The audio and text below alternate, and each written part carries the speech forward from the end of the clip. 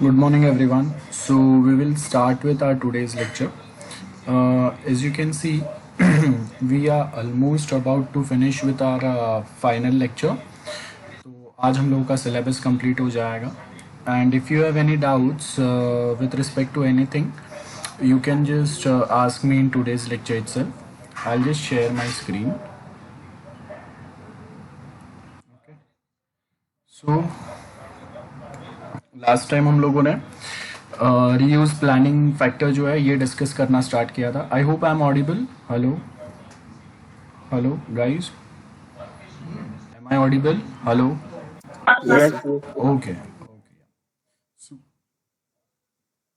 Reuse planning factor है. As you can see the development schedule for software. अब reuse planning factor basically क्या चीज़ों के ऊपर बात कर रहा है, क्या क्या चीज़ें आप रीयूज कर सकते हैं. बराबर है. यहाँ पे सबसे पहले क्या बोला है, development schedule for the software, कि अब हम लोग कौन से टाइम के क्या सॉफ्टवेयर पे क्या चीज़ें रीयूज कर सकते हैं. कभी आप उसको रीयूज करेंगे, कभी आप रीयूज नहीं करेंगे. मतलब अगर आपको टेक्नोलॉजिकल एडवांसमेंट अगर करना है तो कितना लेवल तक हम लोग रीयूज करेंगे. कल भी हम लोगों ने डिस्कस किया था कि जब अगर हम लोग रीयूज चीज़ों की अगर बात करते हैं तो वहाँ पे एक लिमिट होता है. एक लिमिटेशन के आगे हम लोग उनको यूज़ करेंगे या नहीं करेंगे, रीयूज करेंगे या नहीं करेंगे, वो देखना होता है.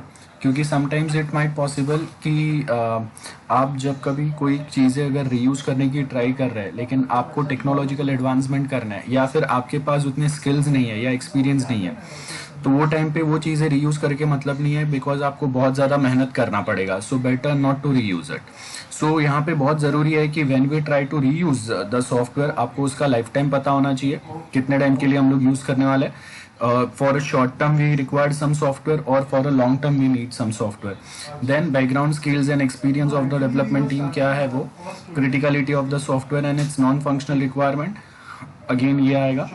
देन एप्लीकेशन डोमेन, मतलब एग्जैक्टली आपको चीज़ें रीयूज करना है लेकिन कौन से टाइप के एप्लीकेशन के लिए करना है, और आपके पास जो डेवलपर्स हैं उनको वो सिमिलर टाइप के एप्लीकेशन डोमेन्स पे वर्क करने का कितना एक्सपीरियंस है. This is the topic sorry, जहाँ से आज स्टार्ट करना है.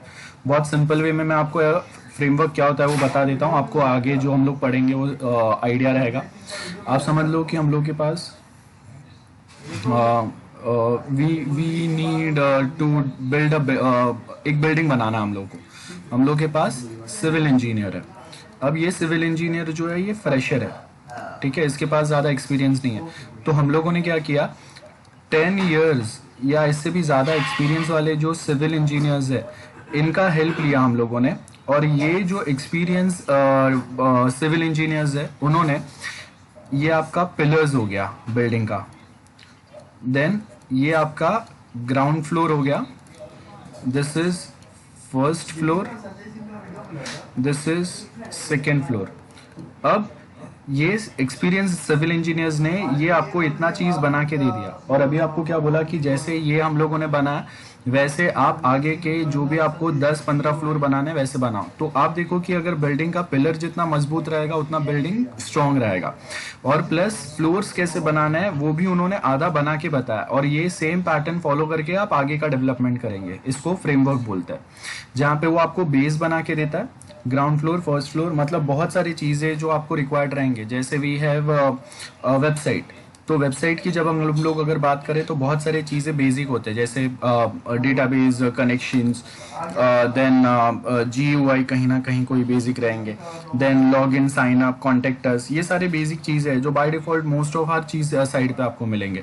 ईमेल के थ्रू एक्टिवेशन या SMS के थ्रू एक्टिवेशन, ये सारे चीज़ें रहेंगे. तो हम लोग यहाँ पे बेसिकली वही पैटर्न फॉलो करते हैं कि जब हम लोग को एक फ्रेमवर्क यूज़ करते हैं तो वो फ्रेमवर्क के अंदर बहुत सारा कोडिंग आपको रेडी मिल जाता है, और सर्टन थिंग्स ही आपको खुद से करना रहता है. और एक एग्जांपल बताता हूं मैं.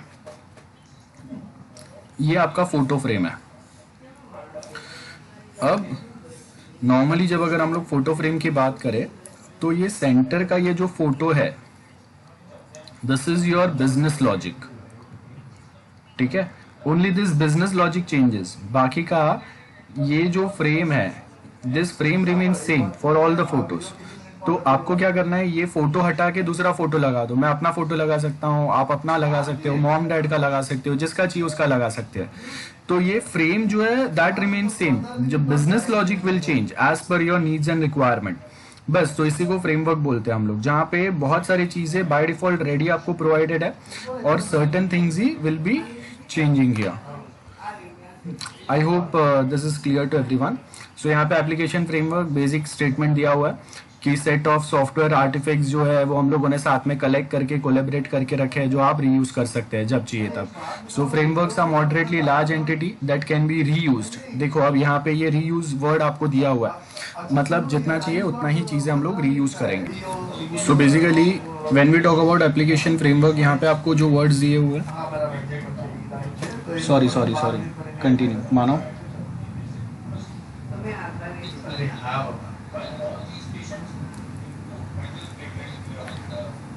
सो frameworks are moderately large entities जहाँ पे हम लोग बहुत सारी चीजें रीयूज करते हैं।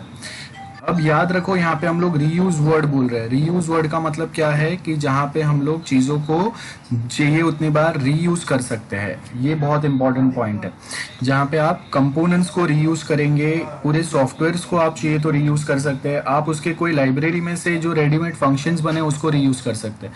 सो फ्रेमवर्क्स आर सब system design made up for collection of abstract concrete classes. अब देखो क्लासेस एंड ऑब्जेक्ट का कंसेप्ट हम लोग को पता है कि एक बार मैंने कोई क्लास बना दिया, अब इसके ऑब्जेक्ट्स में बनाऊंगा और वो ऑब्जेक्ट्स के थ्रू चाहिए उतने बार मैं चीजों को रीयूज कर सकता हूँ। Now the sub system is implemented by adding a component to fill parts to design and by instantiate मतलब ऑब्जेक्ट बनाना। क्लास का इंस्टेंस बनाने का मतलब है क्लास का ऑब्जेक्ट बनाना, और वो ऑब्जेक्ट के थ्रू ये क्लास के मैं फंक्शंस को कॉल कर सकता हूँ। That is the main point here. So I hope आपको समझ में आ गया। ऑब्जेक्ट ओरिएंटेड के कंसेप्ट ही हम लोग यहाँ पे बात करें कि फ्रेमवर्क है हम लोग के पास, यहाँ पे एब्स्ट्रैक्ट क्लास है और ये जो एब्स्ट्रैक्ट क्लास है इसको एक ऑब्जेक्ट्स बना के उसके फंक्शंस को हम लोग रीयूज करेंगे। That is the reusability of the coding which is present here. Web application framework again यहाँ पे आपको देखो, ये जो भी आप फ्रेमवर्क यूज करते हैं ना उसके अलग अलग जो भी आप लैंग्वेज यूज करते हैं उसके अलग अलग फ्रेमवर्क्स अवेलेबल है। जावा के लिए आपको नेटबीन्स सपोर्ट मिलता है और उसके अंदर उसके भी अलग से फ्रेमवर्क आता है। पाइथन के आता है, रूबी के आता है। ये रूबी ऑन रेल बोलते हैं हम लोग इसको, रूबी ऑन रेल।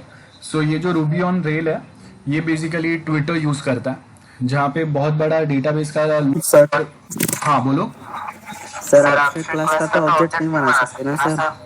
हाँ बेसिकली हम लोग एब्स्ट्रैक्ट क्लास जो है इसमें हम लोग direct class name dot function name call करते हैं, लेकिन मैं नॉर्मली इन जनरल आपको बोल रहा हूँ कि क्लासेस एंड ऑब्जेक्ट का जो कंसेप्ट होता है कि ओके क्लास का ऑब्जेक्ट बना और उसके थ्रू मैं चीज़ों को रिकॉल करता हूँ, वैसे ही यहाँ पे होगा। अगर एब्स्ट्रैक्ट क्लास है तो class name dot function call करेंगे। नॉर्मल क्लास है अगर तो फिर मैं वहाँ पे क्या करूँगा, क्लास का ऑब्जेक्ट बना के फंक्शन कॉल करूँगा। In short in framework we are talking, मेरा मेन कंसेप्ट सिखाने का ये है कि आप चीज़ों को जो क्लासेस बनाए उसको आप उसके फंक्शंस को आप रीयूज करेंगे, कोड को रीयूज करेंगे, वो आपको वापस करना नहीं पड़ेगा। ठीक है ओके सर। या सो यहाँ पे वही है कि हम लोग जो जो वेब एप्लीकेशन फ्रेमवर्क यूज करता है, जैसे अब मेरे पास यहाँ पे जावा लैंग्वेज है, पाइथन है, रूबी है, जो भी है, तो ये सब में अगर आप देखेंगे ये कंसेप्ट आपके फॉलो होता है। अब याद रखो मैं आपको एग्जैक्ट ऑब्जेक्ट ओरिएंटेड कंसेप्ट नहीं बता रहा हूँ। तो जैसे अभी हम लोग का एब्स्ट्रैक्ट क्लास या ऐसा कुछ आया, स्टैटिक क्लास अगर आया जहाँ पे हम लोग directly class name dot function name लिखता है, मैं वो पर्सपेक्टिव से आपको नहीं सिखा रहा हूँ, मैं यहाँ पे सॉफ्टवेयर इंजीनियरिंग पर्सपेक्टिव से सिखा रहा हूँ। तो याद रखो we have a module, view आएगा, व्यू के अंदर आपके HTML, CSS, देन जावास्क्रिप्ट के जो फाइल्स है वो सारे, मतलब व्यू रिलेटेड जो चीज़ है वो यहाँ पे आएंगे। आपका मेन एल्गोरिदम जो है वो यहाँ पे आता है, और आपके जो फंक्शन कॉल्स रहेंगे, मतलब क्लास का ऑब्जेक्ट और उसके थ्रू जो हम लोग उसके फंक्शन बनाएंगे, वो कॉलिंग जो है वो मॉडल में आता है। तो यहाँ पे 3 लेयर्स होते हैं आपके। सबसे पहले जब यूजर अगर आएगा तो उसको व्यू दिखेगा, व्यू के पीछे आपका मॉडल होगा और मॉडल के पीछे आपका कंट्रोलर होता है। ठीक है, जहाँ पे आपका एल्गोरिदम होगा। तो अगर आपके सिस्टम में एंटर करने का ट्राई भी कर रहा है तो उसको HTML CSS ये मिलेगा। यहाँ से ब्रेक करके कैसे भी अगर वो यहाँ तक पहुंच भी जाता है तो यहाँ पे उसको सिर्फ फंक्शन कॉल मिलेंगे। एग्जैक्टली उसका लॉजिक जो है वो कहाँ पे स्टोर्ड है, कंट्रोलर में स्टोर्ड है, जो उसको पता नहीं चलेगा।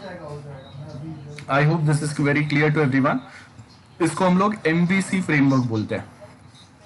तो मार्केट में जो भी वेब एप्लीकेशंस फ्रेमवर्क हम लोग यूज करते हैं, most of applications most of जो फ्रेमवर्क्स होते हैं वो आपके एमवीसी फ्रेमवर्क होते हैं, model, view and controller. View मतलब HTML CSS आपके जो GUI रिलेटेड फाइल्स, मेन आपके जो लॉजिक वाले फाइल्स है, एल्गोरिदम्स है, वो कंट्रोलर में होता है। और मॉडल के अंदर आपने कंट्रोलर में जो कोई प्रोग्राम्स बनाए या कहीं से रीयूज किए उसको हम लोग यहाँ पे कॉल करते हैं। सो दैट इज द कंसेप्ट, इसको हम लोग MVC फ्रेमवर्क बोलते हैं। याद रखो MVC फ्रेमवर्क क्या होता है, मैंने सिखाया, MCQ के लिए याद रखना है। सो MVC फ्रेमवर्क जैसे मैंने आपको बताया, framework for GUI design, allow multiple presentation of object, separate interaction हो सकता है। MVC framework involves instantiation. Instantiation मतलब creating instance of a class, मतलब creating objects of a class, and with that object हम लोग अलग अलग वे में चीजों को रीयूज कर सकते हैं, प्रोग्राम्स जो लिखे हुए हैं। सो यहाँ पे अगर आप देखेंगे, this is the controller. User input जब जाएगा तो वो कहाँ पे प्रोसेस होने के लिए जाएगा, एल्गोरिदम के पास में, आपका मेन लॉजिक जहाँ पे लिखा हुआ है। तो ये एल्गोरिदम जो है वो क्या करेगा, वो एडिटेड वर्जन जो है वो मॉडल मेथड्स के पास भेजेगा, और यहाँ से फिर आपका आउटपुट जो है वो व्यू पे जाएगा, जहाँ पे इस यूजर को मेन आउटपुट मिलेगा। तो यूजर ने जो भी डेटा प्रोसेस करने के लिए दिया है, जैसे अगर आपका रिजल्ट जनरेट करने के लिए दिया है, तो वो रिजल्ट जनरेट करने के लिए मैंने यूजर के, स्टूडेंट के जो मार्क्स एंटर किए वो ये कंट्रोलर के पास गए, जहाँ पे मैंने मेन एल्गोरिदम लिखा हुआ है। ठीक है, तो ये एल्गोरिदम के पास गया, यहाँ से फिर वो ये मेथड्स जहाँ पे मैंने काम के जो जो कॉल किए, लाइब्रेरी में से बहुत सारी चीजें मैंने कॉल की है ना, ये सब यहाँ पे एग्जीक्यूट होगा, और फाइनली ये दोनों कंट्रोलर के साइड से, मॉडल के साइड से, दोनों चीजें जो है वो आपके व्यू पे आएंगे, मतलब एक फाइनल रिजल्ट जनरेट होके आएगा।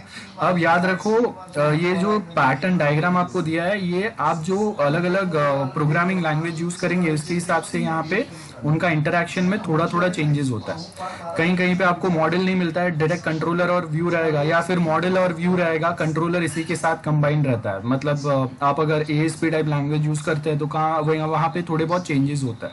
तो ये diagram, this is just example, this is not going to exactly as it is.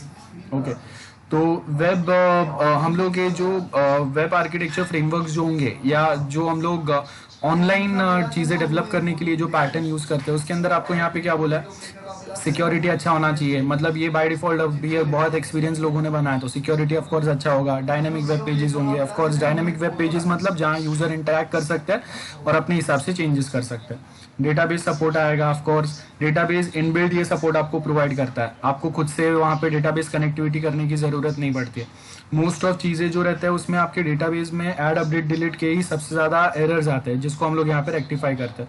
Session management, log in, log out, user interaction बहुत सिंपल रहेगा, एजेक्स सपोर्ट प्रोवाइड होता है। तो अगर पूरे वेब पेज में कोई एक लोकेशन पे कहीं पे छोटा सा चेंज हुआ है, तो बस वहां पे ही वही जो चेंज है ना, उतना ही आपका पार्ट स्क्रीन का रिफ्रेश होगा, पूरा नहीं होगा। Extending framework, just one minute. This extending framework part here. So as you can see, extending framework क्या बोल रहा है, frameworks are generic and are extended to create more specific application. याद रखो, अभी हम लोग के पास बहुत बार frameworks होते हैं थोड़े बहुत, और ये जो frameworks रहता है ना, ये बेसिकली क्या करता है आपको आप समझो कि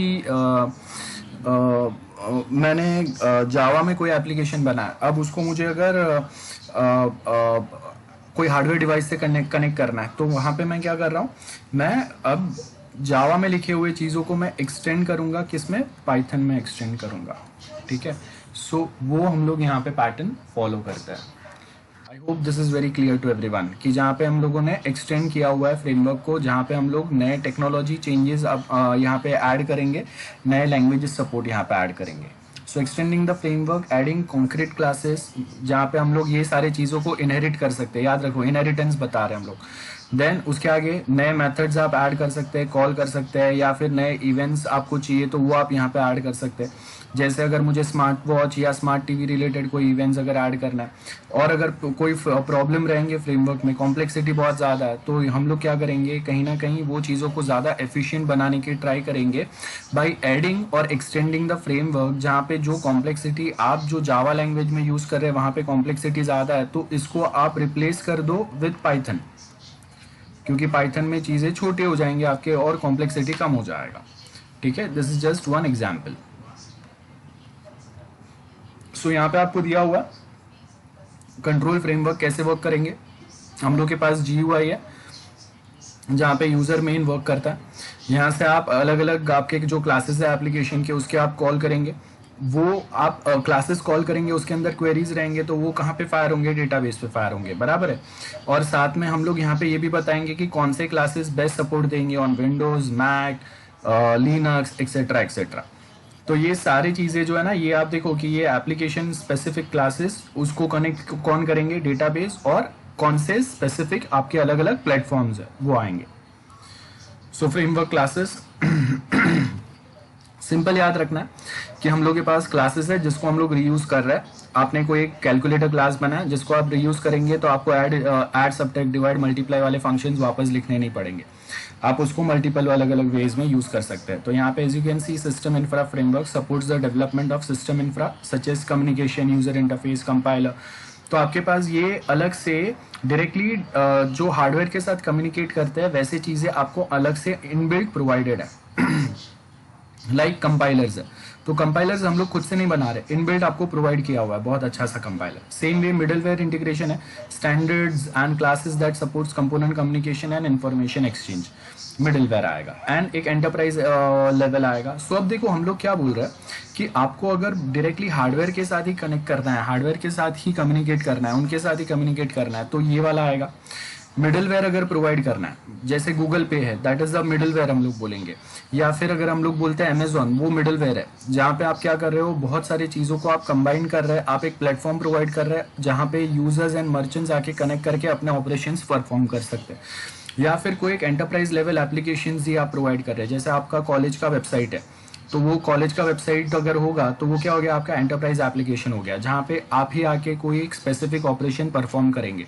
ऐसा नहीं है कि आपको अमेजॉन वेबसाइट प्रोवाइड कर रहा है और वहाँ पे आप कुछ काम कर रहे हैं, वैसा नहीं है। सो ये आपके 3 लेवल्स हो गए। देन सॉफ्टवेयर प्रोडक्ट लाइंस है, ऑफ कोर्स नाम पे से पता चल रहा है कि आपके सॉफ्टवेयर फैमिलीज रहेंगे अलग अलग, बैंकिंग, गेमिंग, कॉलेज सॉफ्टवेयर्स।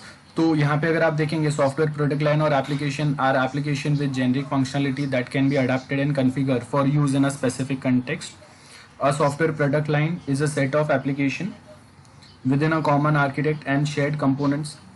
और यहाँ पे हम लोग क्या बोल रहे हैं कि हम लोग बहुत सारी चीज़ों को अडॉप्ट करते हैं, सर्टन चीज़ों को मॉडिफाई करते हैं, कोई एक स्पेसिफिक एग्जिस्टिंग लाइब्रेरी के अंदर कुछ न्यू कंपोनेंट्स हम लोग ऐड करते हैं, या कोई अलग से हम लोग न्यू डेवलपमेंट करके वो क्लासेस को, वो प्रोग्राम्स को अपने एग्जिस्टिंग लाइब्रेरी में ऐड करेंगे। अब याद रखो बहुत बार क्या होता है कि मैंने कोई एक वेबसाइट अपलोड कर दिया है, ठीक है, जो कोई एक फ्रेमवर्क से बना है, तो उसके लिए जब मैं उसको सर्वर पे अपलोड करूंगा तो वहां पे मैं उसका एक लाइब्रेरी वाला अलग से फोल्डर बना दूंगा, this is my library folder.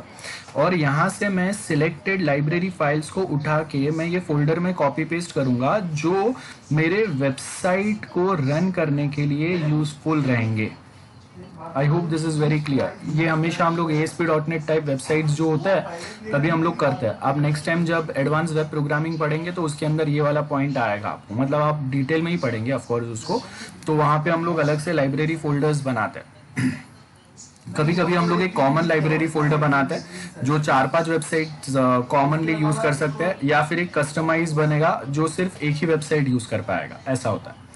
सो यहाँ पे अगर आप देखेंगे यहाँ पे अगर आप देखेंगे वी हैव कोर कंपोनेंट्स, उसके ऊपर if you notice we have this configurable application component, और उसके ऊपर स्पेशलाइज मतलब जहाँ पे हम लोग काम कर रहे हैं। कोर कंपोनेंट्स मतलब आपके कंपाइलर्स और जो डायरेक्टली हार्डवेयर के साथ काम कनेक्ट कर रहे हैं, आपके मेन जो एल्गोरिदम्स है वो आएंगे। और उसके ऊपर अगर आप देखेंगे सर्टन कंपोनेंट्स जिसको हम लोग यूज करके अपना स्पेसिफिक एप्लीकेशन बनाएंगे। Okay, this is the diagram. So this is the diagram, as you can see कि हम लोग के पास स्पेशलाइज्ड एप्लीकेशन है, कॉन्फ़िगरेशन एप्लीकेशन है एंड कोर कंपोनेंट्स है। सो कोर कंपोनेंट्स को हम लोग यूज करके उसको कॉन्फ़िगर करेंगे as per our needs and requirement, और उसके बेस के ऊपर फाइनल हम लोगों का ये स्पेशलाइज्ड एप्लीकेशन बनेगा जो आपके यूजर्स यूज करने वाले हैं। याद रखो ये।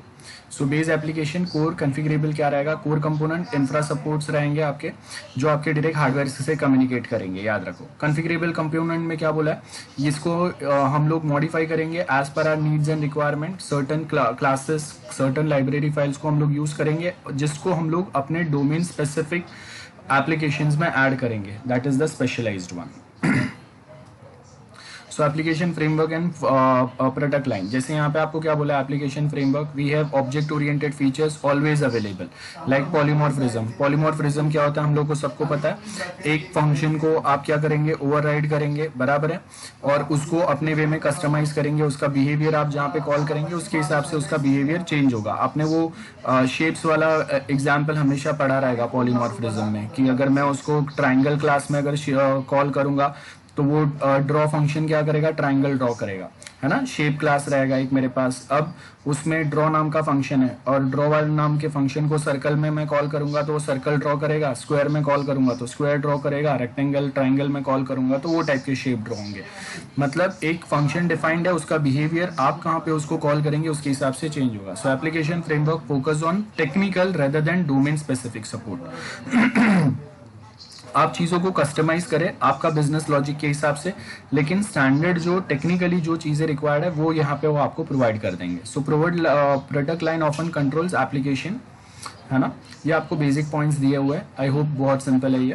प्रोडक्ट लाइन में क्या बोला, architecture must be structured in such a way to separate different sub systems and to allow them to be modified. Architecture should also separate entities and their description and high levels in the system access. Again very simple, product line मतलब यहाँ पे आप जो product बनाएंगे, आप जो software बनाएंगे उसके स्पेसिफिक बहुत सारी चीज़ें हैं, आपके सब सिस्टम्स है जिसको आप बहुत इजीली यहाँ पे मॉडिफाई कर सकते हैं, रीयूज कर सकते हैं, चाहिए वैसे आप कस्टमाइज कर सकते हैं।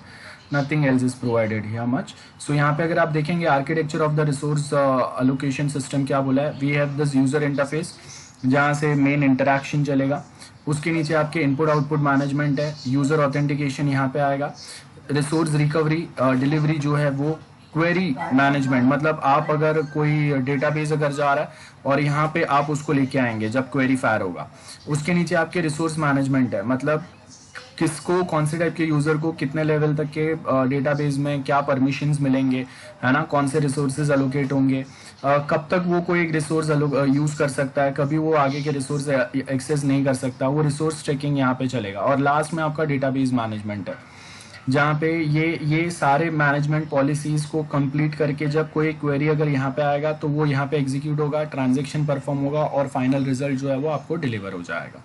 I hope this is clear to everyone.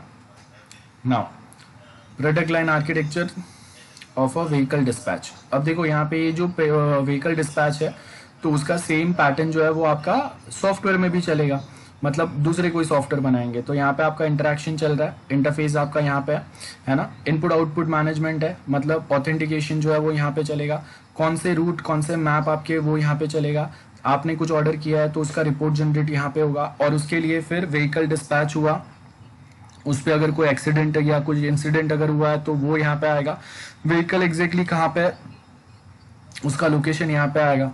This is we can use for Zoom cars, आपने जूम कार्स देखे रहेंगे जहाँ पे हम लोग कार्स को रेंट पे ले सकते हैं। So this is the pattern which we can follow there, okay. और उसका सेम डेटाबेस में क्या आएगा, कौन से इक्विपमेंट्स आपने यूज किए हैं वो कार में, जैसे आपने जीपीएस ट्रैक कर या कुछ लगाया हुआ है, देन अगर उस वो कार के साथ कोई इंसिडेंट हुआ है, व्हीकल के साथ में कोई एक्सीडेंट हो गया, कहीं पे पंचर हो गया, ब्रेकडाउन हो गया, वो देन मैप डेटाबेस रहेगा, मतलब एग्जैक्टली वो कार कहाँ पे है वो उसका मैप लोकेशन यहाँ पे बता सकता है। जो व्हीकल किसी ने अगर हायर किया हुआ है तो उसका ट्रांजैक्शन हुआ है, कितना पेमेंट हुआ है वो यहाँ पे बताएगा, और व्हीकल का रजिस्ट्रेशन नंबर, उसके आरसी बुक जो भी है उसका डिटेल यहाँ पे रहेगा। सो व्हीकल डिस्पैच जो मैंने आपको बताया वही सेम यहाँ पे लिखा हुआ है। This is a very basic example. Remember zoom cars आपको पता रहेगा, जूम कार्स में जाके हम लोग क्या कर सकते हैं, आप जाके 1 2 3 4 दिन 8 दिन के लिए कार को रेंट पे ले सकते हैं, ड्राइवर नहीं, आप ही ड्राइवर आप ही ड्राइव करेंगे, और उसमें वापस अलग से इंटरनली स्पीड लिमिट रखा रहता है, मतलब जूम कार्स आपके 70 के ऊपर नहीं जा पाएंगे। आप जहाँ पे भी है वो कंटिन्यूअस उसका लोकेशन ट्रेस होते रहेगा। गलती से अगर कहीं पे कार पंचर हुआ, ब्रेकडाउन हुआ या एक्सीडेंट हुआ तो आप कॉल करेंगे, जूम कार के साइड से ही टोइंग व्हीकल आएगा जो उसको टो करके गैरेज में लेके जाएगा, रिपेयर करके जो ओनर है उसको वापस वो हैंड ओवर कर देंगे। गेटिंग, ये सारे पॉइंट्स वहाँ पे चलता है। और बहुत सारे सिस्टम्स हम लोग डालते हैं जिससे जूम कार्स की सेफ्टी मेंटेन रहे, तो वो सेम पॉइंट्स जो है वो आपके यहाँ पे चलेंगे।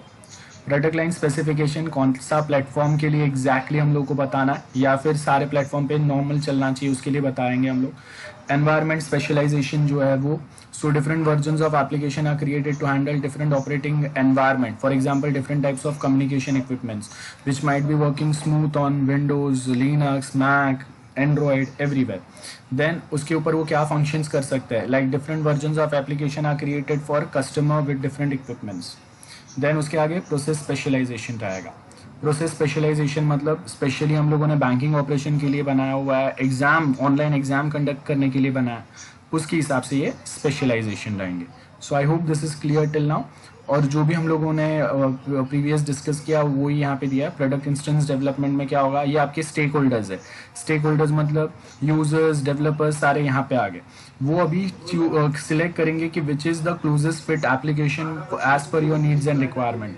वो जो आपने देखा उसके हिसाब से एग्जिस्टिंग सिस्टम क्या है और वो एग्जिस्टिंग सिस्टम के ऊपर क्या क्या नए चीज़ें ऐड करने पड़ेंगे with in the time and budget mention by you, और उसके हिसाब से हम लोग क्या करेंगे, एक न्यू सिस्टम को यहाँ पे डिलीवर कर देंगे।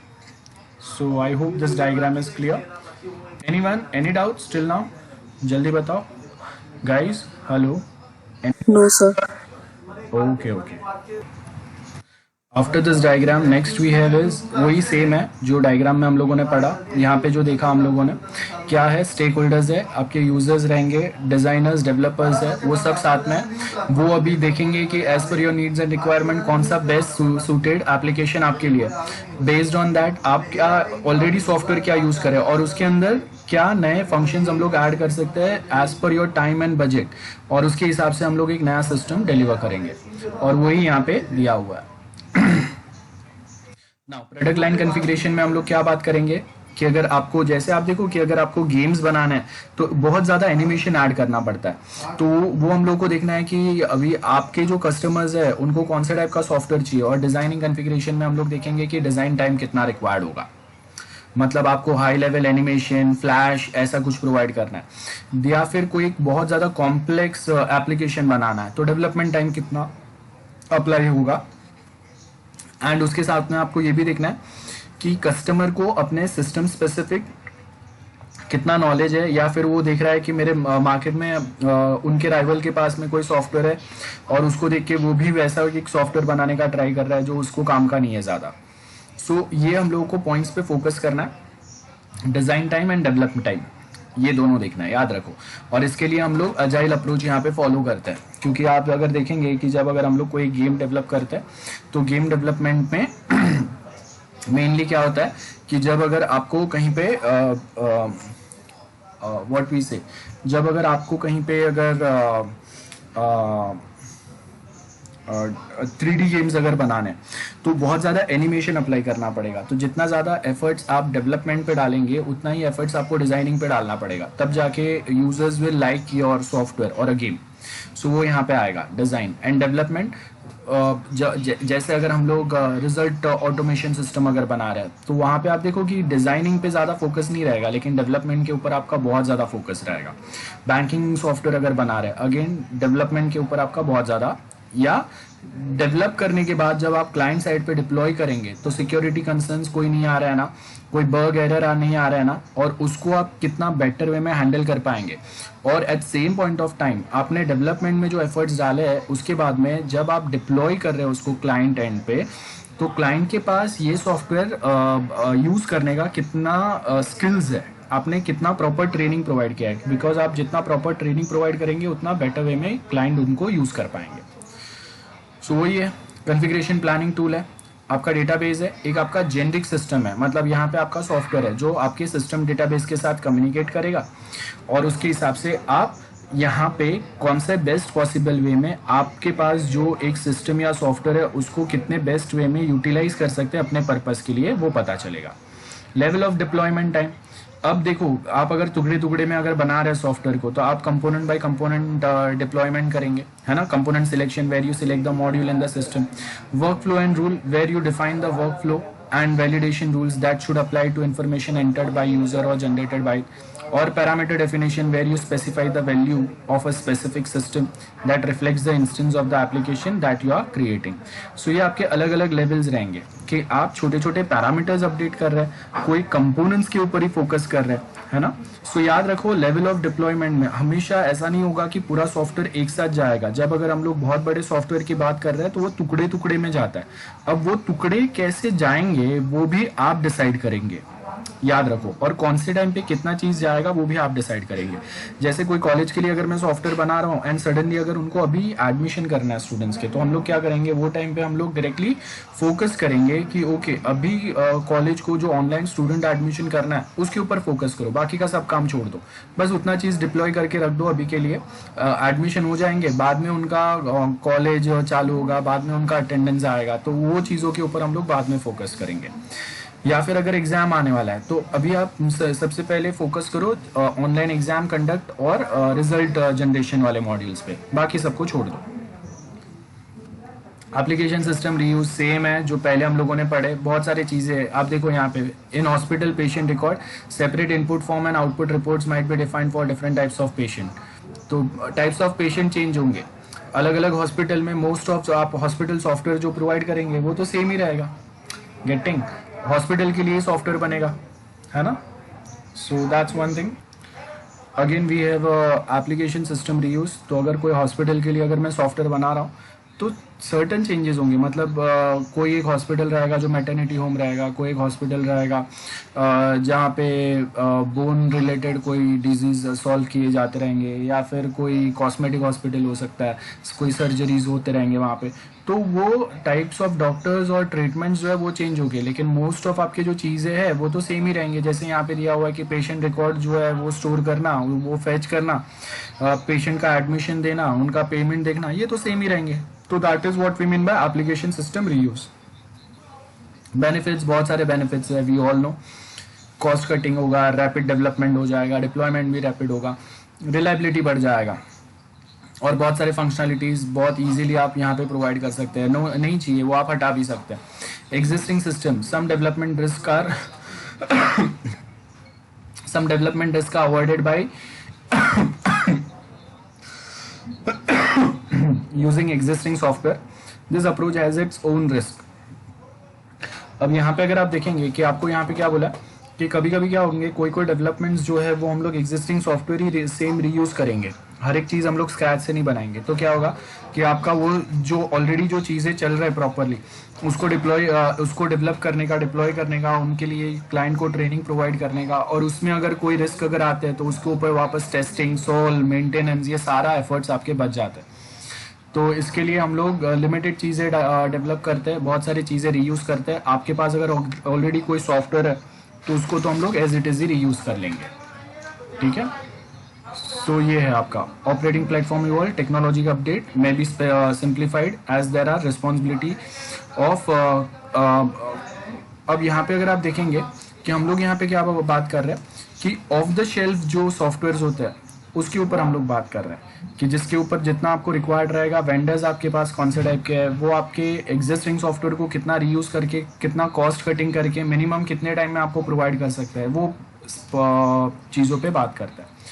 अब जब अगर हम लोग बात करते हैं यहाँ पे प्रॉब्लम्स की, जब रीयूज करते हैं, जब ये हम लोगों ने पहले भी पढ़ा है, आपने रीयूज तो कर लिए लेकिन अभी वो कोड को आपको अपने वे में कस्टमाइज करने नहीं आ रहा है, ज़्यादा एरर्स या बग्स आ रहे हैं, तो इससे ज़्यादा बेटर तो ये होता है कि हम लोग खुद से डेवलप कर लेते हैं।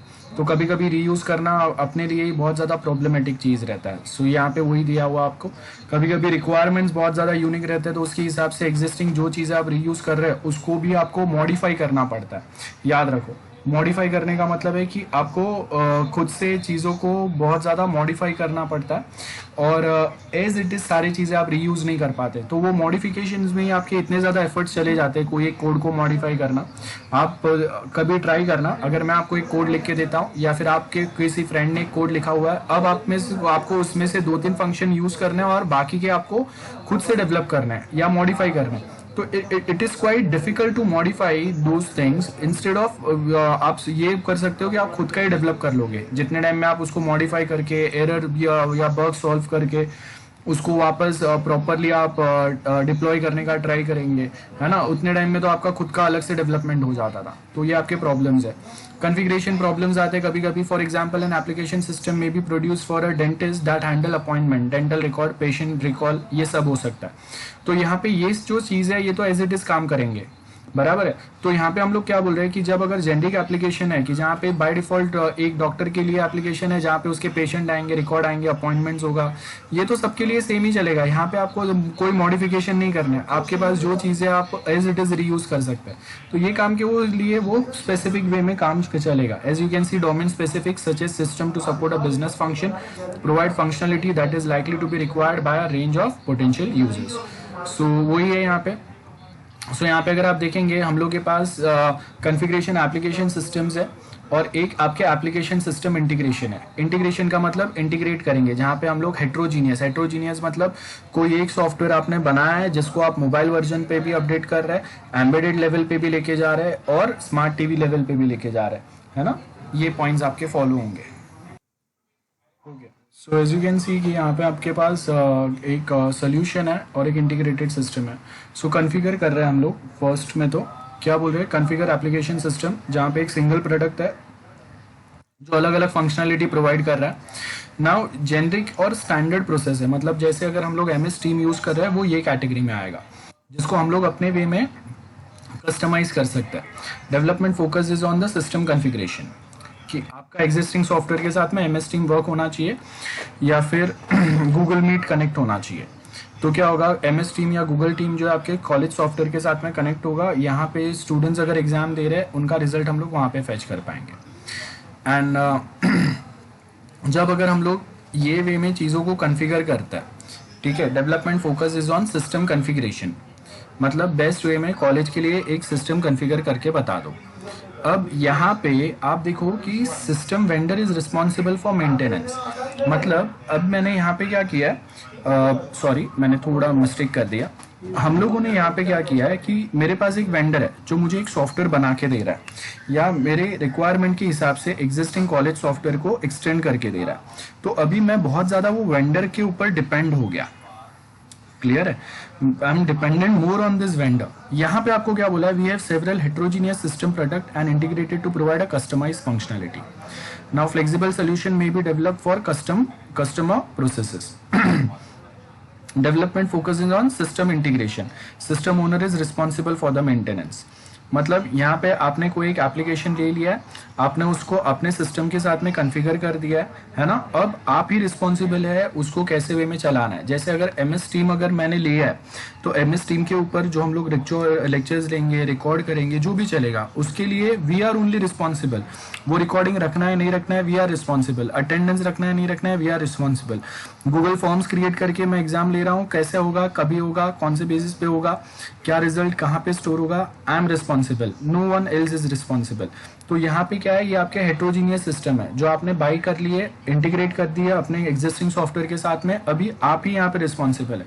और यहाँ पे किसी ने आपको डेवलप करके दिया है आपके रिक्वायरमेंट स्पेसिफिक, और उसको फिर वही जो आपका वेंडर है वही यहाँ पे हैंडल करेगा उसको, ठीक है। यहाँ पे वेंडर हैंडल करेगा, यहाँ पे हम लोग हैंडल करेंगे। हेट्रोजीनियस का मतलब क्या है, हेट्रोजीनियस मतलब मेरा कॉलेज का गूगल मीट है, तो गूगल मीट जो है वो गूगल का सॉफ्टवेयर है जिसको मैं कनेक्ट कर रहा हूँ। बाद में ऑनलाइन एग्जाम कंडक्ट करने के लिए सपोज मैं माइक्रोसॉफ्ट फॉर्म यूज कर रहा हूँ। तो ऐसे अलग अलग सिस्टम प्रोडक्ट जो है वो मैंने यूज किया, और जो रिकॉर्डिंग जो है वो स्टोर करने के लिए मैं क्लाउड यूज कर रहा हूँ, तो क्लाउड पे रिकॉर्डिंग जा रहा है लेक्चर्स का। तो again that is one thing. Next comes is ERP software. तो ERP सॉफ्टवेयर का मतलब क्या होता है, एंटरप्राइज रिसोर्स प्लानिंग, बहुत बड़ा सॉफ्टवेयर होता है वेरी लार्ज कंपनीज के लिए, very widely used in large companies. ERP software बहुत बड़े सॉफ्टवेयर होते हैं, बहुत बड़े लेवल्स पे हम लोग इनको यूज करते हैं। याद रखो, जैसे अगर कोई एक बहुत बड़ा कंपनी है, for example we have Reliance जैसा कोई कंपनी है, या फिर TCS जैसा कोई कंपनी है, टाटा, तो उनके देखो कितने सारे डिपार्टमेंट्स, कितने सारे ब्रांचेस है, तो वो टाइम पे ऐसे चीज़ें हम लोग यूज़ करेंगे जहाँ पे it supports common business process, ordering, invoicing, वो है। This are very widely used in large companies, they represents probably the most common form of a software reuse. क्योंकि मेरा अगर फाइनेंस वाला डिपार्टमेंट है तो मोस्ट ऑफ फाइनेंस डिपार्टमेंट में चीज़ें सेम ही चलेंगे, ज़्यादा उसमें कुछ चेंजेस नहीं होंगे, ठीक है। सो यहाँ पे अगर आप देखेंगे ईआरपी सिस्टम्स में क्या आएगा, कस्टमर रिलेशनशिप मैनेजमेंट है, बराबर है, सप्लाई चेन मैनेजमेंट है जो ऑडिट दिया हुआ है, परचेसिंग वाला एक पार्ट रहेगा कि एज पर, जैसे अगर डीमार्ट है तो उसके परचेसिंग डिपार्टमेंट रहेगा कि कितने प्रोडक्ट्स हम लोग के अभी अवेलेबल है, कितने अवेलेबल नहीं है, तो उसके हिसाब से हम लोग नए चीज़ों को क्या करेंगे, परचेस करेंगे। तो वो पॉइंट जो है वो आपका यहाँ पे चलेगा, as you can see here, ठीक है। उसके बाद में नेक्स्ट अगर आप देखेंगे, नेक्स्ट आपको यहाँ पे क्या दिया है, सप्लाई चेन मैनेजमेंट, मतलब कौन सा प्रोडक्ट कभी क्लाइंट के साइड से ऑर्डर हुआ है तो कभी उसको वो डिफाइन होना, प्रोवाइड होना चाहिए, क्या लॉजिस्टिक्स हम लोग के पास अवेलेबल है जिसके बेस के ऊपर क्या सर्विस हम लोग प्रोवाइड कर पाएंगे। सीआरएम है, customer support, customer relationship management, simple है। सो ये देखो, ये सब जो है ये आपके बिजनेस रूल्स के हिसाब से स्टैंडर्डाइज्ड होंगे, लेकिन मोस्ट ऑफ कंपनीज में आप देखेंगे, चाहे अगर मैं अमेजोन की बात करूँ सेम आपके 4 स्टेप्स रहेंगे, अगर मैं डीमार्ट की बात करूँ सेम रहेंगे, बिग बाजार की बात करूँ सेम रहेंगे, हम लोग अगर फ्लिपकार्ट की बात करेंगे सेम 4 मॉड्यूल्स रहेंगे। तो आप देखो ईआरपी के अंदर this is the best example जहाँ पे आपका बिजनेस रूल के हिसाब से ये 4 चीजें तो कहीं ना कहीं कैसे तो रीयूज होंगे ही, कहीं कहीं थोड़े बहुत कस्टमाइजेशन होंगे। सो जो मैंने आपको बताया वो यहाँ पे दिया हुआ है, okay. Selecting the required functionality, establish a data model, defining business rules, expected interaction with the external system कैसे होंगे, मोबाइल पे होंगे, इंडिया में ही हो रहे हैं, स्टेट बाय स्टेट अलग अलग हो रहे हैं, कहाँ पे आपको लिमिट करना है, कहाँ तक आप डिलीवर कर पाएंगे। जैसे आप देखो कि ये सेम पैटर्न जो है, ये सेम पैटर्न स्विगी और जोमेटो के लिए चलेगा, लेकिन यहाँ पे डिफरेंस क्या होगा कि एक्सपेक्टेड इंटरेक्शन जो है वो सॉरी वो डिफरेंस होगा, जहाँ पे आपके पास जो होटल्स है वो 4 या 5 किलोमीटर तक या फिर 2 किलोमीटर या 3 किलोमीटर तक ही डिलीवर कर रहा है, तो हर किसी को अलग आउटपुट मिलेगा। अगर मैं बोरीवली से एक्सेस करूंगा मुझे अलग होटल्स अलग आउटपुट दिखेगा, आप अगर बैंड्रा से एक्सेस करेंगे आपको अलग आउटपुट दिखेगा, गेटिंग। सो वो यहाँ पे आपको कहीं ना कहीं इंटरैक्शन जो है वो यहाँ का चेंज होगा यहाँ पे, ठीक है। न्यू बिजनेस प्रोसेसेस रहेंगे, अंडरलाइंग प्रोसेस रहेंगे, setting parameters that define how the system is deployed, ये बेसिक पॉइंट्स है। इंटीग्रेटेड एप्लीकेशन सिस्टम क्या होगा, इंटीग्रेट करना है हम लोगों को। सो आपके लीगेसी सिस्टम्स मतलब पुराने जो सॉफ्टवेयर है उसके साथ नया सॉफ्टवेयर आप यहाँ पे कनेक्ट करेंगे, okay. Integrated application is going to be the best and most important one. So integrated applications are application that include 2 or more application जिसको आप साथ में लेके आएंगे। जैसे आप समझ लो कि mobile application, embedded application, bank is the best example, ATM machine embedded device है, मोबाइल बैंकिंग मोबाइल एप्लीकेशन है, और इंटरनेट बैंकिंग मतलब वेबसाइट, ये 3 चीज़ों को आप साथ में इंटीग्रेट कर रहे हैं, तो वो ये आपका इंटीग्रेटेड एप्लीकेशन हो गया। जहाँ पे लेगेसी सिस्टम क्या था, लेगेसी सिस्टम मतलब पहले आपके पास सिर्फ बैंक का वेबसाइट था, अब उसको हम लोगों ने अलग अलग चीज़ों के साथ में कनेक्ट किया हुआ है, ठीक है। So you may use this approach when there is no single system that meets all of your needs. Of course bank में अगर आपको सिर्फ एक वेबसाइट दे दिया तो आपके सारे नीड्स कंप्लीट नहीं रहेंगे। एटीएम कंपलसरी देना पड़ेगा, मोबाइल एप्लीकेशन कंपलसरी देना पड़ेगा। अब मोबाइल एप्लीकेशन के अंदर भी आप देखो कि आपको NTFS payment NEFT payment provide होता है, आईएमपीएस पेमेंट प्रोवाइड होता है, तो उसके लिए भी बैंक के अलग अलग सर्वर्स काम करते हैं। और अब गूगल पे जैसा स्कैन एंड पे करते हैं, that is a totally different system, तो वो सब हम लोगों ने साथ में इंटीग्रेट किया हुआ है। Design choices, which individual application system offers the most appropriate functionality, how will data exchange, and what feature of the product will actually be used when we talk about applications। तो इसके लिए हम लोग क्या करते हैं पता है, स्टेटिस्टिकल एक मॉडल यूज करते हैं, गूगल एनालिटिक्स जैसा, जहाँ पे हम लोग देखते हैं कि हम लोगों ने क्या क्या फंक्शनैलिटी प्रोवाइड की है अपने मोबाइल ऐप या वेबसाइट पे, और उसमें से कितने फंक्शंस आपके यूजर्स एक्टिवली यूज कर रहे हैं, कौन से यूज नहीं कर रहे, जो यूज नहीं कर रहे उसको छोड़ दो। क्लियर है। सो आपके पास यहाँ पे क्लाइंट है, उसके पास ब्राउजर और ईमेल सिस्टम है, और सर्वर जो है, सर्वर के पास क्या क्या चीज़ है, ई कॉमर्स सिस्टम रहेगा, जहाँ पे आप क्या ऑर्डर कर रहे हैं, बराबर है, अपना ब्राउजर यूज करके उसका ऑर्डरिंग जनरेट होगा, वो ऑर्डरिंग के बेस के ऊपर आपका ईमेल सिस्टम रहेगा, और उसने जो ऑर्डर किया है वो अगर सक्सेस हो गया, कंफर्म हो गया, तो वो ईमेल सिस्टम के थ्रू उसको सेम अपडेट मिलेगा। तो ये अब देखो फिलहाल के लिए ये क्लाइंट और सर्वर दो अलग अलग चीज़ है। क्लाइंट के पास ये दो ही सिस्टम रहेंगे, अपना ईमेल अकाउंट रहेगा और ब्राउज़र रहेगा। और सर्वर के पास अगर आप देखेंगे तो सर्वर के पास बहुत सारे अलग अलग फंक्शंस है, ठीक है।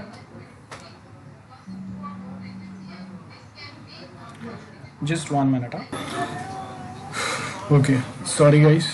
सो यहाँ पे अगर आप देखेंगे जो क्लाइंट है उसके पास web browser and email system दो ही है, और सर्वर के पास बहुत सारे सिस्टम्स है। तो क्लाइंट अपने वेब ब्राउज़र से ई कॉमर्स सिस्टम जो है वो एक्सेस करेगा, और वो जो भी ऑर्डर करेगा ये सर्वर के ऊपर ही ऑर्डर प्रोसेसिंग होगा, इनवॉइस जनरेट होगा, and with the help of email system जो आपका सर्वर पे प्रेजेंट है उसके थ्रू क्लाइंट के पास ईमेल जाएगा, ठीक है। सो सर्विस ओरिएंटेड इंटरफेस अगर आप देखेंगे, एप्लीकेशन सिस्टम इंटरफेस जो हम लोगों ने बताया यहाँ पे, जहाँ पे क्या होगा, approach means allowing access to application system functionality through a standard system service interface like with the help of simple browser, या एक छोटा सा मोबाइल ऐप बना दो उसके थ्रू प्रोवाइड करेंगे। नाउ सम एप्लीकेशन में offer a service interface, but sometimes this service interface has to be implemented by system integrator. You have the program a wrapper that hides the application and provides externally visible service only। मतलब यहाँ पे encapsulation की हम लोग बात कर रहे हैं। इंटरनली कैसे चीज़ काम कर रहा है आपको पता नहीं है ना। एक्सटर्नली आपको जो आउटपुट दिखा है वो उसी के ऊपर हम लोग का मेन फोकस रहेगा। सो यहाँ पे अगर आप देखेंगे सर्विस रैपर का मतलब क्या है, ये आपका एप्लीकेशन सिस्टम है, ये अलग अलग सर्विस है, और ये एप्लीकेशन सिस्टम जो है ये अलग अलग सर्विस को रैप करके आपको ये एप्लीकेशन सिस्टम में प्रोवाइड करेगा। लेकिन ये सर्विस कौन से लैंग्वेज से, कहाँ से आ रहा है, कहाँ से हम लोगों ने कनेक्ट किया है, उससे आपका लेना देना नहीं है, और उससे आपको फ़र्क भी नहीं पड़ता है। जैसे अगर मैं सपोज ओला या उबर ऐप अगर यूज़ करता हूँ, तो आप अगर देखेंगे ओला या उबर में हम लोग गूगल मैप यूज़ करते हैं, पेमेंट गेटवे यूज़ करते हैं, आपको कहीं पे पता नहीं चलता है कि 10 अलग सर्विस 10 अलग लोकेशन से उसने बोरो करके आपको एक मोबाइल ऐप पे दिया है। वो इट लुक्स लाइक कि it is part of that application only. इसको सर्विस रैपर बोलता है।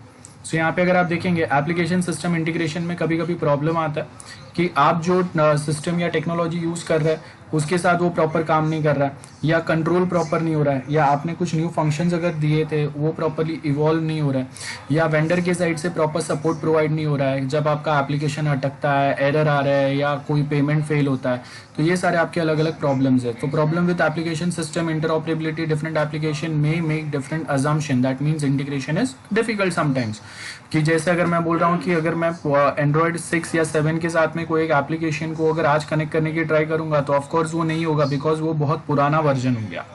तो वो टाइम पे आपको क्या होगा, इंटरऑपरेबिलिटी में प्रॉब्लम आएगा। And at same point of time lack of control over functionality and performance. क्यों? बिकॉज आप देखो कि अगर मैं पुराने डिवाइस या लो कॉन्फ़िगरेशन डिवाइस के ऊपर कोई फंक्शंस अगर एक्सेस करूंगा तो उसका परफॉर्मेंस अलग रहेगा compare to when I access the same over upgraded या बेटर सिस्टम्स, ठीक है। सो ये आपके की पॉइंट्स है for this chapter. With this we end with this chapter, और एक अभी लास्ट चैप्टर बचा है आपका, okay. So will finish that now. So as you can see, this is going to be our last lecture, last chapter for distributed software engineering। बहुत simple सा topic है। यहाँ पे अगर आप देखेंगे डिस्ट्रीब्यूटेड क्लाइंट सर्वर, आप देखो यहाँ पे बहुत सारे कंसेप्ट आपके कंप्यूटर नेटवर्क के आएंगे, और वो भी इतने डिटेल में नहीं है। क्लाइंट सर्वर क्या होता है we all know. Distributed system क्या रहता है, कि सर्वर के ऊपर ज़्यादा लोड ना है तो हम लोग चीज़ों को डिस्ट्रीब्यूट कर देते हैं, तो वो सेम चीज़ रहेगा। Distributed system large computer systems रहेंगे, बराबर है, जिसको हम लोगों ने डिस्ट्रीब्यूट कर दिया, काम डिस्ट्रीब्यूट कर दिया। अभी अगर एक ही स्टूडेंट को अगर मैं 10 असाइनमेंट करने दूंगा और उसके जगह पे अगर मैं 10 स्टूडेंट को एक एक असाइनमेंट करने दूंगा, दैट्स बेटर, बराबर है। और जब सबके हो जाएंगे तो वो सब साथ में कंबाइन कर लेंगे, तो आपके 10 असाइनमेंट खत्म हो गए। Work got faster as well as independently, हर किसी ने अपना काम खत्म कर लिया, तो वो डिस्ट्रीब्यूटेड सिस्टम्स रहेंगे। So as you can see distributor में क्या होगा, जैसे अगर मैं प्रिंटर है, नेटवर्क में प्रिंटर अगर शेयर करता हूँ, वो होगा रिसोर्स शेयरिंग आ गया, ओपननेस आएगा, कॉन्करेंट एक्सेस हो सकता है, multiple people tries to get the access of the same data at same point of time, इसको कॉन्करेंसी बोलते हैं, डेटाबेस में पड़ा रहेगा। आपको उसके अंदर न्यू रिसोर्सेज ऐड करने वो कर सकते हैं, and plus fault tolerance capacity भी होता है इसका। डिस्ट्रीब्यूटेड सिस्टम बेसिक पॉइंट्स आपको दिए हुए कि distributed systems are more complex than the system that running on the single processor. क्योंकि यहाँ पे 10 जगह से आपको 10 जगह पे 10 अलग प्रोसेस एग्जीक्यूट करना है और उसका रिजल्ट कहीं ना कहीं आपको वापस कॉन्सेंट्रेट करना रहता है, तो कॉम्प्लेक्सिटी बढ़ जाएगा और प्लस कोई एक सिंगल पर्सन का अथॉरिटी नहीं रहेगा। क्लियर है। सो अलग अलग लोकेशन पे जो जो ब्रांचेस रहेंगे आपके, जहाँ जहाँ पे आपने डेटा दिया हुआ है या अपना सॉफ्टवेयर का कोई एक पार्ट है वहाँ पे एग्जीक्यूट हो रहा है, तो वहाँ का जो मैनेजर या वहाँ का जो नेटवर्क एडमिन रहेगा, he is responsible for that. ठीक है। सो ये top down control is impossible here, क्योंकि एक ही पर्सन सारा कंट्रोल नहीं कर सकता। आप जैसे आप देखो कि अगर हम लोग के पास एक बैंक है, उसके अलग अलग ब्रांचेस है, तो वो ब्रांच का जो नेटवर्क एडमिन रहेगा या सिस्टम एडमिन रहेगा, he is main responsible for that. Okay. So design issues क्या है, ट्रांसपेरेंसी कहीं ना कहीं कम हो जाता है, क्योंकि अलग अलग ब्रांचेस जो आपको डेटा हैंडओवर करेंगे वो यहाँ पे चलेंगे। ओपननेस कहीं ना कहीं लिमिट हो जाता है, स्केलेबिलिटी बढ़ाने में आपको बहुत ज़्यादा कॉम्प्लेक्सिटी आता है, सिक्योरिटी मेंटेन करना है। अब हर ब्रांच को अलग से अपना लेवल का सिक्योरिटी मेंटेन करना पड़ेगा। सेंट्रलाइज लेवल पे सिक्योरिटी जो चल रहा है वो अलग है, ब्रांच लेवल का सिक्योरिटी अलग है। तो यहाँ पे again security enable how can usable security policies be defined here or implemented here, because we have 10-15 different branches here. Then quality of service, how should the quality of service be specified, कि कौन से level का exact quality हम लोग provide करेंगे, है ना, वो भी डिफाइन करना थोड़ा डिफिकल्ट हो जाता है, बिकॉज 50 ब्रांच है एक बैंक है। Like take example of ICI, HDFC या SBI। So again quality of service maintain करना। आपने देखा रहेगा आजकल व्हाट्सएप पे एक जोक चल रहा है, हैदराबाद या कहीं पे एक फेक SBI का ब्रांच खुला था, वहाँ पे एम्प्लॉयज़ का बिहेवियर कुछ ज़्यादा ही डिसेंट था और उसकी वजह से शक हुआ और पकड़ा गया। सो आप देखो क्वालिटी ऑफ सर्विस, मतलब अलग अलग ब्रांचेस पे, अलग अलग लोकेशंस पे you will find the same service quality is different, because कहीं पे अगर कोई एक रूरल एरिया में अगर कोई ब्रांच है आपका, तो वहाँ पे नेटवर्क कनेक्टिविटी कम है, जो डिवाइसेस वो यूज़ कर रहे हैं वो लो कॉन्फ़िगर्ड है, हायर टेक्नोलॉजिकल डिवाइसेस नहीं है, ना हाई स्पीड इंटरनेट है उनके पास। So again quality of service will suffer some or the other way, और फेलियर्स भी ज़्यादा आएंगे वहाँ पे। ट्रांसपेरेंसी, जो मैंने आपको बताया, user should not be aware that the system is distributed, ये बहुत ज़रूरी है ट्रांसपेरेंसी में, कि आपको पता नहीं चलना चाहिए कि हम लोगों ने 10 अलग अलग ब्रांच पे 10 अलग मैकेनिज्म चल रहे हैं। इट शुड लुक लाइक कि मैं सिर्फ ICI बैंक से ही बात कर रहा हूँ, एक ही सर्वर से बात कर रहा हूँ। ठीक है। So in practice this is impossible because part of the system are independently managed. To achieve transparency, resource should be abstract and addressed logically rather than physically. मतलब आप जब डिस्ट्रीब्यूटेड आर्किटेक्चर यूज करते हैं तो जो डिवीजन होता है वो मेनली लॉजिकल वे में होता है। फिजिकल वे में हम लोग 10 अलग सर्वर बना नहीं रहे। फिजिकल वे में हम लोगों के एक ही सर्वर कहीं पे तो पावरफुल सर्वर रहेगा, जैसे आपने ग्रीन कंप्यूटिंग में पढ़ा रहेगा कि एक पावरफुल सर्वर के अंदर वर्चुअल हम लोग अलग अलग सर्वर बनाते हैं। सो that is the logical division. Openness, as you can see, open distributed systems that are built according to a general accepted standard. Openness implies that the system component can be independently developed in any programming language. It is not compulsory. Openness का मतलब ये होता है whether you are comfortable using Java, PHP, जो भी है वो। और दूसरी बात, अगर डेटाबेस की अगर हम लोग बात करें तो you can capture your data using MySQL, Oracle, MS SQL server, anything. ठीक है। सो वो ओपननेस हो गया कि कहीं पे भी कौन से भी वे में आप अपना डेटाबेस हैंडल कर सकते हो और उसको फाइनली कॉन्सेंट्रेट करेंगे ऑन डेटा वेयरहाउस, जहाँ पे जाके ये सारे जो चीज़ है वो एक्सेप्ट हो जाएंगे। So that's openness. Next is scalability. Scalability में आपको क्या बोला है, size, it should be possible to add more resources to a system. जब भी चाहिए तभी नंबर ऑफ यूजर्स बढ़ाने के लिए आपका यहाँ पे स्केलेबिलिटी आएगा। डिस्ट्रीब्यूशन, बराबर है, it should be possible to geographically disperse. Distribution मतलब आपका एक बैंक है जो नेशनलाइज है, जैसे SBI बैंक है, अब उसका एक ब्रांच जो है आपको साउथ इंडिया में भी मिलेगा, एक ब्रांच आपको नॉर्थ इंडिया में भी मिलेगा या ईस्ट इंडिया में भी मिलेगा। सो इतना लार्ज स्केल पे आप डिस्ट्रीब्यूशन कर रहे हैं, जियोग्राफिकल डिस्पर्स हो रहा है ना, एंड मैनेजेबल। तो अब जब इतने बड़े लेवल पे अगर वो डिस्ट्रीब्यूट हो रहा है तो उसको मैनेज करना भी, क्योंकि उसका साइज बढ़ते जा रहा है, तो उसको मैनेज करना भी थोड़ा आपको कैसे पॉसिबल रहेगा वो देखना रहता है। That is the main part of scalability. Okay अब यहाँ पे आपको क्या बोला है कि there is a distinction between scaling up and scaling out. Scaling up is more powerful, scaling out is more system instances. अब स्केलिंग अप मतलब आप अपना सिस्टम या सर्वर को और पावरफुल बना रहे हैं जिससे वो चीज़ों को प्रॉपर समझ सके. स्केलिंग आउट का मतलब है कुछ फंक्शंस आपने इसको हैंड ओवर कर दिए, कुछ फंक्शंस आपने इसको हैंड ओवर कर दिए, बराबर है. अलग अलग सिस्टम्स को, अलग अलग ब्रांचेस को आपने उनके उनके रिस्पॉन्सिबिलिटीज हैंड ओवर कर दिए कि आप ये काम करेंगे, आप ये काम करेंगे. Okay next is security. So as you can see security बहुत इंपॉर्टेंट, सिंपल है. सिक्योरिटी जब अगर हम लोग डिस्ट्रीब्यूटेड में अगर काम करते हैं डिस्ट्रीब्यूटेड सिस्टम में, the number of ways the system में बी अटैक्ड, मतलब 10 अलग अलग या 100 अलग अलग ब्रांचेस पे अगर आपका सॉफ्टवेयर एक्सेस हो रहा है और वहाँ पे आप देखो कि जैसे अगर मैंने आपको बोला कि हम लोग अगर कोई एक ऐसे रूरल एरिया में, गांव में है जहाँ पे एक हाईली कॉन्फ़िगर्ड सिस्टम्स या कंप्यूटर्स नहीं है, ना एंटीवायरस उनके पास, तो वहाँ पे अटैक होने के चांसेस बढ़ गए, बराबर है. So if a part of a system is successfully attack then attacker may be use to access the backdoor. और वो बैकडोर कहाँ से होगा? जो रूरल एरियाज में जहाँ पे आपके हाई एंड कंप्यूटर्स नहीं है वहाँ पे उसका मेन बैकडोर होगा. ठीक है. टाइप्स ऑफ अटैक, इंटरसेप्शन हो सकता है. इंटरसेप्शन मतलब एज नेम सजेस्ट, कम्युनिकेशन जब होगा तो मैं उसको इंटरसेप्ट करने की ट्राई करूंगा, पढ़ने की ट्राई करूंगा, बराबर है. इंटरप्शन हो सकता है. इंटरप्शन का मतलब होता है डॉस अटैक, कि आपके सर्वर को मैं इतना ज्यादा बिजी कर रहा हूँ कि आप उससे कुछ काम ही नहीं कर पा रहे हो. That is called as DoS attack. कि जैसे अगर आप देखो कि आपके फ़ोन के ऊपर मैं अगर बार बार ब्लैंक कॉल दे रहा हूँ सो वो डॉस अटैक हो गया. या फिर आपके जो डेटा है उसको मैं मॉडिफाई कर रहा हूँ, मॉडिफिकेशन हो गया. या फिर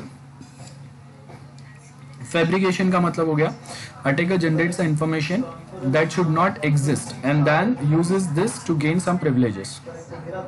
जैसे एक अलग से एक यूजर बना दिया और वो यूजर अभी सिस्टम के अंदर एंटर होके अंदर के जो डेटा है उसको एक्सेस कर रहा है. That's going to be a fabrication. तो ये आपके अलग अलग टाइप के अटैक्स होता है. इंटरसेप्शन, मैसेज इंटरसेप्ट करने की ट्राई करते हैं हम लोग.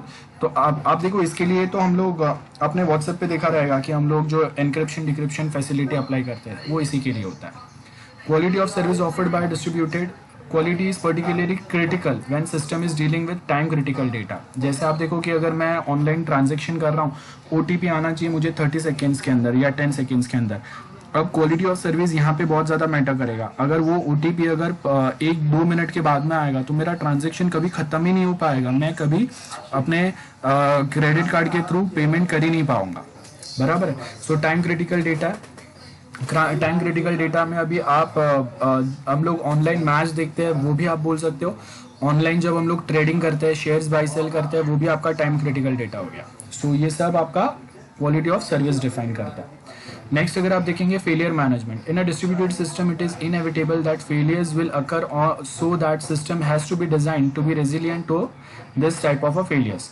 जैसे यहाँ पे क्या बोला है कि आपका सिस्टम कितना इजीली फेलियर्स को हैंडल कर पा रहा है. अगर रिकवरी, अगर ऑटोमेटिक रिकवरी जो है ये बहुत ज़रूरी है. अगर ऑटोमेटिक रिकवरी अगर नहीं हो रहा है ना, दैट मीन्स आपका सिस्टम बहुत बेकार है. आज के टाइम पे automatic recovery is the most important part. I hope this is simple. Distributed system should include mechanism for discovering if a component of the system has failed. और अगर fail हुआ है तो डिटेक्ट करो, नोटिफाई करो network admin या system admin जो भी रहेगा. और इन केस अगर सडन फेलियर आता है तो it should be able to automatically recover it. I hope this is simple. इसको आप फेलियर मैनेजमेंट बोलते हैं. मॉडल्स ऑफ इंटरैक्शन क्या बोला है? There are 2 types of interaction between components in distributed system. एक प्रोसीजरल और एक मैसेज बेस्ड इंटरैक्शन रहेगा. मैसेज बेस्ड इंटरैक्शन नाम पे से पता चल रहा है, मैसेजिंग मतलब sending information between computers. One computer send information to another computer.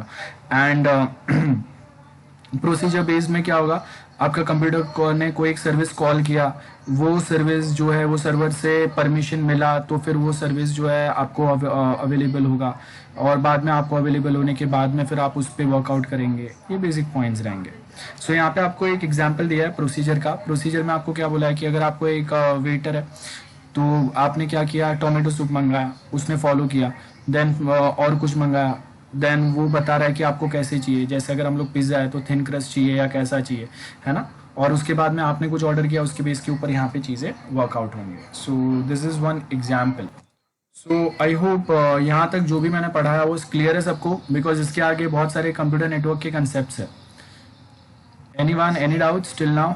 बोलो जल्दी से. guys? Okay, then we'll continue. Okay, so ये आपको सिंपल प्रोसीजर बताया हुआ है कि प्रोसीजर क्या होगा। अगर मैं कहीं होटल में जाता हूँ तो मैं पहले सूप ऑर्डर करूँगा, बाद में मैं मेन कोर्स ऑर्डर करूँगा, बाद में मैं कुछ डेजर्ट ऑर्डर करूँगा, है ना। तो ये आपके प्रोसीजर्स रहेंगे which are followed here. So यहाँ पे देखो, ये इसकी के लिए XML के अंदर जैसे हम लोग अगर अपना टैग्स बनाते वैसे यहाँ पे दिया हुआ है। स्टार्टर डिश नेम क्या दिया है, डिश नेम में हम लोगों ने यहाँ पे टाइप लिखा है टोमेटो, बराबर है। देन डिश नेम क्या है, सूप है, टाइप क्या है, देन डिश नेम क्या है, मेन कोर्स में क्या आएगा, अकम्पलिशमेंट अगर होगा मतलब फाइनली आप क्या देंगे, है ना। तो ये आपके मेन ये सारे पॉइंट्स दिए हुए हैं कि जहाँ पे हम लोग क्या बोल रहे हैं, message based interaction between a waiter and the kitchen, ये वे में चलेगा। जहाँ पे आप कंप्यूटर से बोलेंगे कि ओके आपको वहाँ पे स्टार्टर दिया हुआ है, स्टार्टर आप 2 टाइप के प्रोवाइड कर रहे हैं, तो यहाँ पे आपका नाम लिखा हुआ आएगा सूप, तो आप वहाँ पे क्या लिख देंगे, टोमेटो सूप या फिश सूप या जो भी है। देन मेन कोर्स बोला है, सपोज स्टिक चाहिए, विद स्टिक एंड कैसे कुक करना है उसको। पिज़्ज़ा चाहिए, थिन क्रस्ट है या नॉर्मल आपका पिज़्ज़ा होगा, एक्स्ट्रा चीज़ होगा या विदाउट एनी XYZ कुछ आपको चाहिए, वो स्पेशलाइज्ड आप यहाँ पे बता सकते हैं। Remote procedure call as name suggest, कुछ प्रोसीजर्स जो है आपके कहाँ पे स्टोर्ड रहेंगे, सर्वर पे रहेंगे और आप उसको यहाँ पे कॉल करेंगे। So remote procedure call one component calls another as if it was a local procedure or a method. The middleware in the system intercept this call and process it to a remote component. Simple है। आपका जब कभी अगर आप कोई एक operation करने की ट्राई करेंगे, आपने जो भी डेटा एंटर किया है वो कहाँ पे जाएगा, सर्वर के ऊपर उसका रिक्वेस्ट जाएगा, सर्वर के पास जो प्रोसीजर है वो प्रोसीजर के अंदर ये डेटा फीड होगा, रिजल्ट मिल जाएगा। मैसेज पासिंग बहुत सिंपल है, मैसेज पासिंग। अब देखो ये बहुत सारी चीज़ें जो है ये नेटवर्किंग के ही आएंगे इसमें। Message based interaction normally involves component creating a message, बराबर है, that details the service required from one or the other component.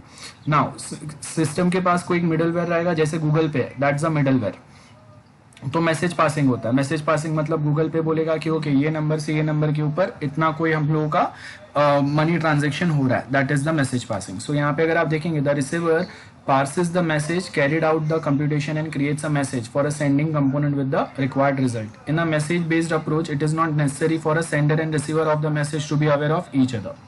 They can simply communicate. बराबर है। जैसे आप देखो कि अगर मैं गूगल पे अगर किसी को पेमेंट करता हूँ, कोई कॉलेज को मैंने पे किया, तो अभी कभी कभी हम लोग अननोन पर्सन को भी पे करते हैं। जैसे अगर मैं कोई शॉप पे जा रहा हूँ, मैं उसको पे कर रहा हूँ, तो it should not be required कि मुझे पता होना चाहिए कि वो कौन है। मैं होटल में जा रहा हूँ, उसने मुझे QR कोड बताया, मैंने पे कर दिया, या फिर मैंने ऑनलाइन ऑर्डर करना है तो ऑनलाइन मैंने पे कर दिया। Now I am not aware about कि एग्जैक्टली किसको वो पे जा रहा है। उसने मुझे QR कोड दिया था, वो जो भी QR कोड है उस पर मैंने पेमेंट कर दिया, तो that is message based passing. Middleware जैसे पेमेंट गेटवे होता है, that is the example of middleware, जो 2 बैंक अकाउंट्स को लिंक करता है जिसके बीच में ट्रांजेक्शन होगा सिक्योरली एंड सक्सेसफुली, वो आपका मिडलवेयर का एग्जांपल हो गया। So middleware is the software that manages diverse parts and ensures that they can communicate and exchange data. Remember the example of payment gateway. So यहाँ पे आपको middleware दिया हुआ है। अब ये आपके OSI के जैसे layers रहते हैं वो आ गया, एप्लीकेशन आया, एप्लीकेशन के नीचे अब आपका एप्लीकेशन है, तो गूगल पे इज माई एप्लीकेशन, वो मिडलवेयर से कनेक्ट हो रहा है। मिडलवेयर मतलब पेमेंट गेटवे से कनेक्ट हो रहा है, और वो पेमेंट गेटवे किसके ऊपर ऑपरेट हो रहा है, मेरे एंड्रॉयड ऑपरेटिंग सिस्टम पे। एंड एंड्रॉयड ऑपरेटिंग सिस्टम फिर इंटरनेट या नेटवर्क से कनेक्ट होगा, और फिर जो भी मैं पैसा ट्रांसफर करने की ट्राई कर रहा हूँ वो ये नेटवर्क में या इंटरनेट के थ्रू दूसरे ऑपरेटिंग सिस्टम या मोबाइल पे जाएगा, और वहां से वो ट्रांजेक्शन मेरा कंप्लीट होगा। So that is simple example of computer networking. So middleware support क्या होगा वो दिया है यहाँ पे। Last is the middleware support है आपका। तो मिडलवेयर सपोर्ट में क्या बोला, interaction support where the middleware coordinates interaction between different components in the system, like middleware provides location transparency. अगर मैं ट्रांजैक्शन कर रहा हूँ तो एग्जैक्टली वो बताएगा कि कहाँ से ट्रांजैक्शन हो रहा है, बराबर है, कौन से लोकेशन से हो रहा है। आपने देखा है कभी अगर हम लोग ऑनलाइन बैंकिंग ट्रांजैक्शन करते हैं तो बैंक को या फिर जो सिस्टम होता है वो आपका GPS लोकेशन भी ट्रेस करता है। The provision of common service where the middleware provides reusable implementation of the service that may be required.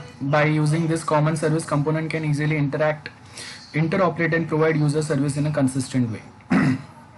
जैसे आप देखो कि अगर मुझे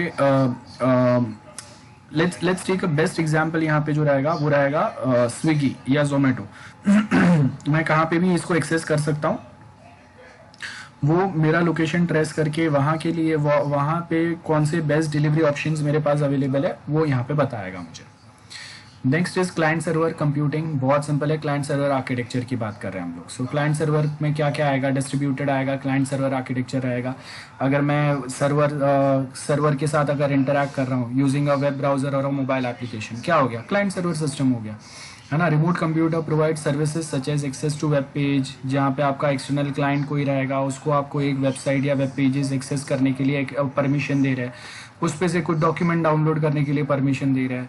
सबसे सिंपल पार्ट है जो हम लोग कंप्यूटर नेटवर्क में पढ़ते हैं, एग्जैक्टली सेम चीज़ है क्लाइंट सर्वर आर्किटेक्चर। सो यहाँ पे ये मेरे अलग अलग सर्वर्स है, अलग अलग क्लाइंट्स है, एंड वो क्लाइंट्स जो है वो आपस में ये सर्वर टू सर्वर एक्सचेंज करके अपना काम जो है वो खत्म कर सकता है। As you can see we have server 1, उसके अलग अलग क्लाइंट्स है, सर्वर 2 उसके अलग अलग क्लाइंट्स है। तो अगर C1 को अगर C5 से अगर कम्युनिकेट करना है तो क्या होगा, S1 और S2 के बीच में कम्युनिकेशन होगा, कनेक्शन बनेगा, दैट्स इट।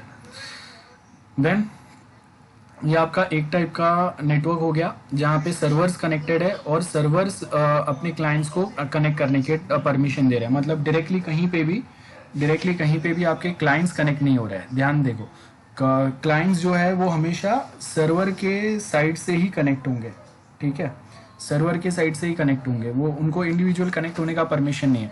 यहाँ पे आपके क्लाइंट्स और सर्वर्स जो है वो एक ही नेटवर्क पे कनेक्टेड है and they can communicate among themselves. Then layered architecture model में क्लाइंट सर्वर में क्या होगा, जैसे हम लोग के OSI मॉडल्स रहते हैं, ये आपका प्रेजेंटेशन आएगा जहाँ पे आपको डिटेल्स डेटा प्रेजेंट हो रहे हैं, डेटा हैंडलिंग होगा, ये आपका एप्लीकेशन है और सबसे नीचे आपका डेटाबेस है। सो ये आपके अलग अलग लेयर्स हो गए, लेयर्स जहाँ पे आपका एक डेटाबेस हैंडल कर रहा है, एक आपका जो डेटा है वो ये एप्लीकेशन से आप जो डेटा देंगे उसका प्रोसेसिंग, उसका रिजल्ट जनरेशन जो भी है वो यहाँ से होगा। डेटा हैंडलिंग जो है वो कहीं एक लोकेशन पे हो रहा है, और वो डेटा हैंडलिंग मतलब सपोज कि अगर मैंने ये एप्लीकेशन के थ्रू मैंने 6 महीने के अपने बैंक ट्रांजैक्शन अगर मंगाया तो वो क्या हुआ, एप्लीकेशन ने प्रोसेस किया, डेटाबेस से वो 6 मंथ्स के डेटा जो है वो मुझे मिले। डेटा हैंडलिंग क्या करेगा, वो 6 महीने के रिकॉर्ड्स जो है मेरे बैंक ट्रांजेक्शंस, उसको ये हैंडल करके प्रेजेंटेशन लेयर के पास देगा जो टेबुलर फॉर्मेट में मुझे वो डेटा बताएगा, जिससे मैं इजीली समझ सकता हूँ चीज़ों को। सो यहाँ पे वही दिया है क्लाइंट सर्वर का अलग अलग लेयर्स जो अभी मैंने आपको एक्सप्लेन किए। Then architecture pattern for distributed system. So यहाँ पे आप देखो, एक जो आपका आर्किटेक्चर होगा वो मास्टर स्लेव रहेगा। As name suggest real time systems जो होता है जहाँ पे आपका इंटरैक्शन रिस्पॉन्स टाइम जो है वो गारंटीड रहता है, वो आपके मास्टर स्लेव रहेंगे। एक मास्टर कंप्यूटर एक स्लेव रहेगा, या मल्टीपल स्लेव्स हो सकते हैं। देन 2 टियर आर्किटेक्चर होता है। 2 टियर का मतलब एक ही क्लाइंट रहेगा और एक ही सर्वर रहेगा जिसके ऊपर सारे जवाबदारी रहेंगे, सारे रिस्पॉन्सिबिलिटी रहेंगे, वो आपका 2 टियर आर्किटेक्चर हुआ। एक क्लाइंट और एक सर्वर, मोर देन 1 क्लाइंट भी हो सकता है और एक सर्वर रहेगा। मल्टी टियर में क्या होगा, जब एक सर्वर आपका बहुत ज़्यादा अगर बिजी होता है तो हम लोग क्या करेंगे, यहाँ पे वो सर्वर के ऊपर हम लोग चीज़ों को डिस्ट्रीब्यूट कर देंगे, ठीक है। क्योंकि मल्टी टियर के अंदर क्या होता है मेनली कभी कभी कि आपके पास मल्टीपल क्लाइंट्स है। ओके सो आपके पास यहाँ पे मल्टीपल क्लाइंट्स है, याद रखो। और ये जो मल्टीपल क्लाइंट्स है ना, ये कहीं ना कहीं बहुत अलग अलग सर्विसेज डिमांड कर रहे हैं। सर्वर के ऊपर लोड आ रहा है तो हम लोगों ने क्या किया, सर्वर का काम डिस्ट्रीब्यूट कर दिया। डेटाबेस सर्वर एक बना दिया, एक फाइल ट्रांसफर सर्वर बना दिया, एक ऑथेंटिकेशन सर्वर बना दिया। ये आपके मल्टी टियर रहेंगे। यस सो वो आपका मल्टी टियर हो गया, ठीक है। Then next we have it distributed component. Distributed अभी हम लोगों ने पूरा डिस्कस किया डिस्ट्रीब्यूटेड वाला क्या होता है, तो अभी ये बताने की ज़रूरत नहीं है। लास्ट जो आपका ये इंटरेस्टिंग है, पीयर टू पीयर। हम लोग जो टॉरेंट सर्विस यूज़ करते हैं वो आपका पीयर टू पीयर होगा, या फिर हम लोग देखो कि हम लोग ब्लॉकचेन टेक्नोलॉजी यूज़ करते हैं, वो आपका पीयर टू पीयर आर्किटेक्चर हो गया, ठीक है। So that is your peer to peer architecture. Master slave क्या होगा, master is the process is usually responsible for computation, coordination and communication and control the slave process. Slave मतलब जो client के side से प्रोसेसेस आ रहे हैं उसको control करने के लिए। Slave processes are dedicated to a specific action such as acquisition of data from an array of sensors. So as you can see we have this master process. Now this master process is connected with this sensor control.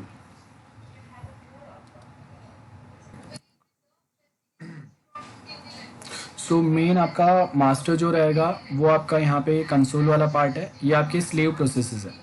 अब देखो ये slave क्या है, ये हम लोग के sensors है। सेंसर्स का मतलब है कि अगर कोई ट्रैफिक सिग्नल अगर ब्रेक करता है या फिर कहीं पे अगर ट्रैफिक जाम होता है तो ये सेंसर्स आपको इंफॉर्मेशन प्रोवाइड करेंगे।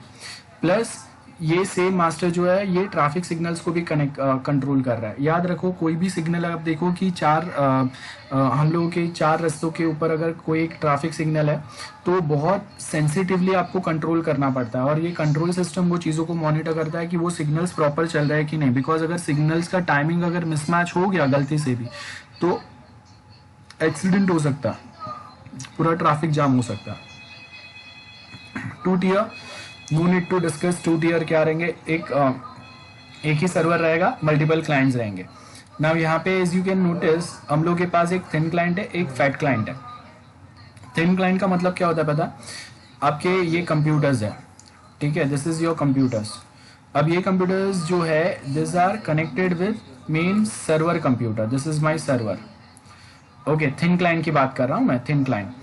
तो यहाँ पे क्या रहेगा, ये सारे कंप्यूटर्स जो है इनके पास किसी के भी पास अपना मेमोरी नहीं होगा।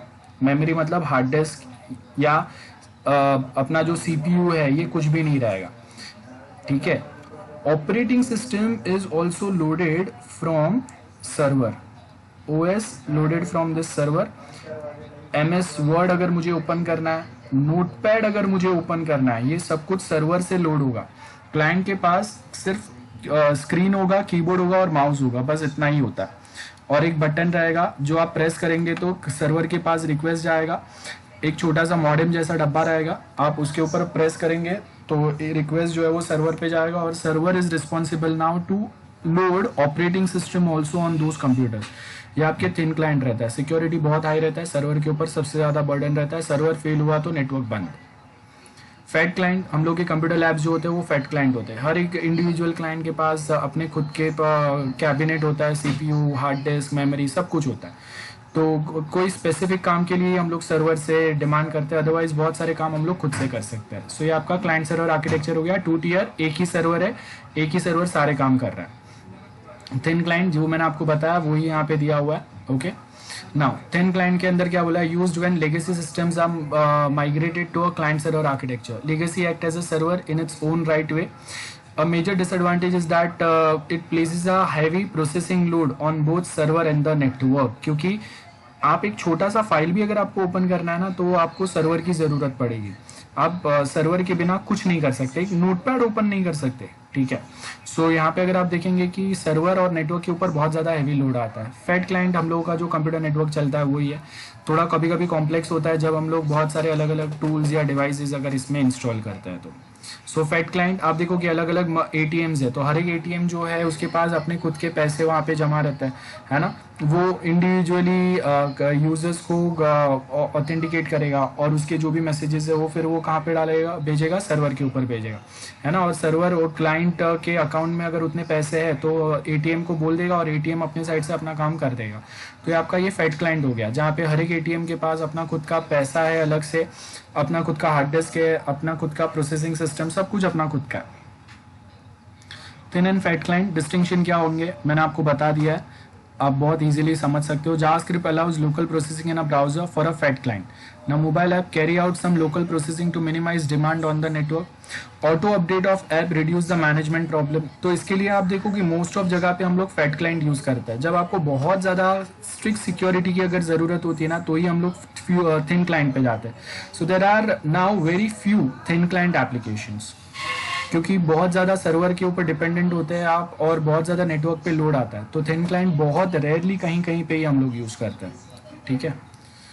Multi tier architecture, as we all know multi tier मतलब एक ही सर्वर के आप अलग अलग लेयर्स बना देंगे। एक आपका मेन ऑथेंटिकेशन सर्वर रहेगा, एक डेटाबेस सर्वर रहेगा, है ना। तो टू टियर से ये आगे चले गया। देखो जैसे यहाँ पे दिया वी हैव दिस क्लाइंट्स, ये क्लाइंट्स इंटरनेट के थ्रू रिक्वेस्ट भेजेंगे, इंटरैक्ट करेंगे वेब सर्वर से। उनका अकाउंट ऑथेंटिकेशन का काम ये वेब सर्वर करेगा, लेकिन डेटाबेस के कुछ भी क्वेरी आएगा तो वो कहाँ पे भेज देगा, डेटाबेस सर्वर के पास। आई होप ये आपका 3 टियर आर्किटेक्चर हो गया। अब ये इसके अंदर मैं और एक अगर सर्वर अलग से बना दूं जो फाइल हैंडल करेगा या ऐसा कुछ करेगा, या क्लाउड के लिए अगर मैं अलग से बना दूं तो वो आपका 4 टियर हो गया, 5 टियर हो गया। तो there might be multiple such tiers available as and main server का काम बढ़ जाता है तो हम लोग उसका काम डिवाइड करने के लिए और एक सर्वर एस्टैब्लिश कर देते हैं। अब ये आप बहुत इजीली पढ़ सकते हो, ठीक है, हम लोगों ने कंप्यूटर नेटवर्क में पढ़ा है, so you can easily read it out this, that is client server architecture pattern क्या होता है, 2 टीयर क्या रहेगा। रिमेंबर आपके जो एमसीक्यूज रहेंगे उसके लिए ये पढ़ के रखना है, 2 tier multi tier client server architecture कहाँ पे यूज होगा, कैसे यूज होगा। And I hope 2 tier 3 tier architecture में तो कहीं पे कोई डाउट नहीं है। एनीवन, एनी डाउट्स, बोलो जल्दी से गाइस, किसी को कोई डाउट है गाइस? ओके ठीक है, सो विल कंटिन्यू, थोड़ा सा ही पार्ट बचा अभी आपका। डिस्ट्रीब्यूटेड कंपोनेंट क्या रहेंगे, there is no distinction in distributed component architecture between client and server, because यहाँ पे भी क्लाइंट सर्वर ही रहेंगे आपके, और सर्वर ने अपना काम जो है वो अलग अलग छोटे छोटे सर्वर्स को जो है वो डिस्ट्रीब्यूट कर दिया है। So it distributed entity is a component that provides a service to other components and receive service from other component, simple है। सो ये कंपोनेंट जो है ये किससे का बात कर रहे हैं, बेसिकली मिडलवेयर से बात कर रहे हैं। जैसे अगर मैंने आपको एग्जांपल दिया था पेमेंट गेटवे का, पेमेंट गेटवे क्या कर रहा है, 2 बैंक के बीच में वो इंटरैक्शन कराने का काम करेगा। तो फर्स्ट बैंक का जो रिस्पॉन्स है वो सेकंड बैंक को भेजेगा, सेकंड का फर्स्ट बैंक को भेजेगा, और ट्रांजेक्शन सक्सेस हुआ तो दोनों को वो रिस्पॉन्स भेजेगा, है ना। ये आपका डिस्ट्रीब्यूटेड हो गया।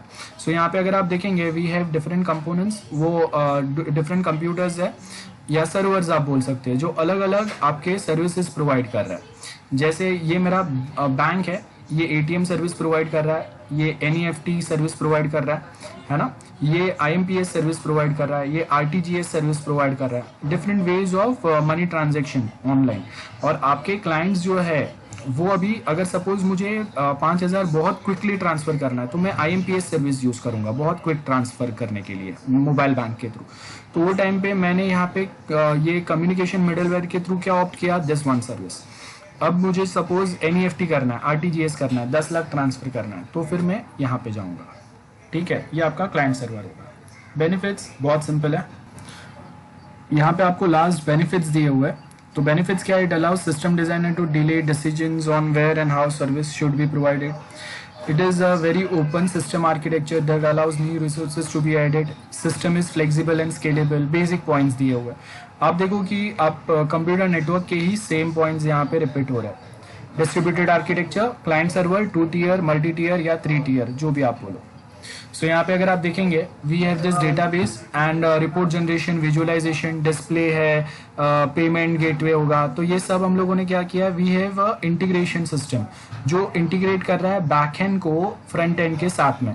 फ्रंट एंड मतलब जहां से यूजर्स चीजों को एक्सेस करेंगे। देखो ये डिस्प्ले आपका, यहाँ पे क्लाइंट इंटरैक्ट कर रहा है ना, ये विजुअलाइजर है और ये रिपोर्ट जनरेटर है। तो ये visualiser and report generator database में से डेटा लेके उसका रिपोर्ट जनरेट करके डिस्प्ले करेंगे to the client.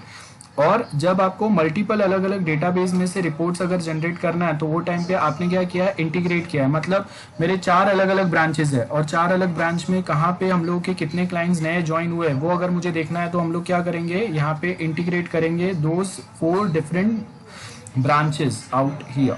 I hope this is clear to everyone.